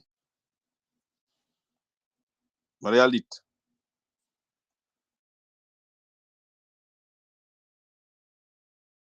Thank you, Brother Monon. Everything starts with a thought, a dream, put into action. Just like a small child, a child is conceived, takes 9 months, the child is born, the child sits, the child smiles first, and then the child sits. Then the child walks, then they run. Then they start thinking of doing great things like what we are doing now. We just started, and we will improve as we go. As you said, we will start from here, and then we will think, how can we get tents? How can we get water? How can we get food? How can we volunteer? We need volunteer coordinators. We need you to volunteer your time. We need you to volunteer your money. We need you to come with your great thoughts. You can be an engineer, and you can pitch in with an outlook of an engineer. I can be a doctor, and I can talk about health education, hygiene, how to prevent dehydration, how to prevent diarrheal diseases. Madid can be in media. He can speak, raise awareness. That's why we need each and every one of you. You are a valuable member of the community that can contribute. Thank you. I'll give a chance to anybody who wants to interject, or else we will try to invite. If there are people, I would have to apologize because I'm trying to multitask. I'm a mother, I'm a wife, I'm a basketball mom. So as I'm speaking, I'm doing 1,001 things at the same time. So if I have not sent you an invitation to come up, please raise your hand. Send a message to anybody. Everybody is welcome to come and contribute, to speak, give us ideas as to what we can do. Thank you. Thank you, Madam Akwad, Dr. Akwad, perhaps. Still very early in my end here. It's like, is this when this problem of South Sudan was making us sleepless? You know, you can close your eye and you can wake up and you see people online, and you always kind of like, doing multitask, as Mama Akwad or Dr. Akwad says not long ago. So many of South Sudanese women, men are kind of multitask people nowadays, doing a lot at one time. I don't have much really to contribute, as I feel kind of half sleep, you know, half awake. But what I have just heard, it's a contribution of Manon Aleu, Honorable Manon, and I can pick it up from there. This is one thing we need to learn as people of South Sudan or Africa in general. The reason why Africa is not self-sufficient is something to do with the colonial legacies. Not because Africans are lazy, but they coin it that way. They say, you know, third world country are lazy people, they don't work. But if you had an opportunity to even learn about how this United Nations Charter works, first and foremost, they're not for free. It come up with a lot of a dozen of conditions, and some they affect your own progress, and the policies of the World Bank, International Monetary Fund, IMF,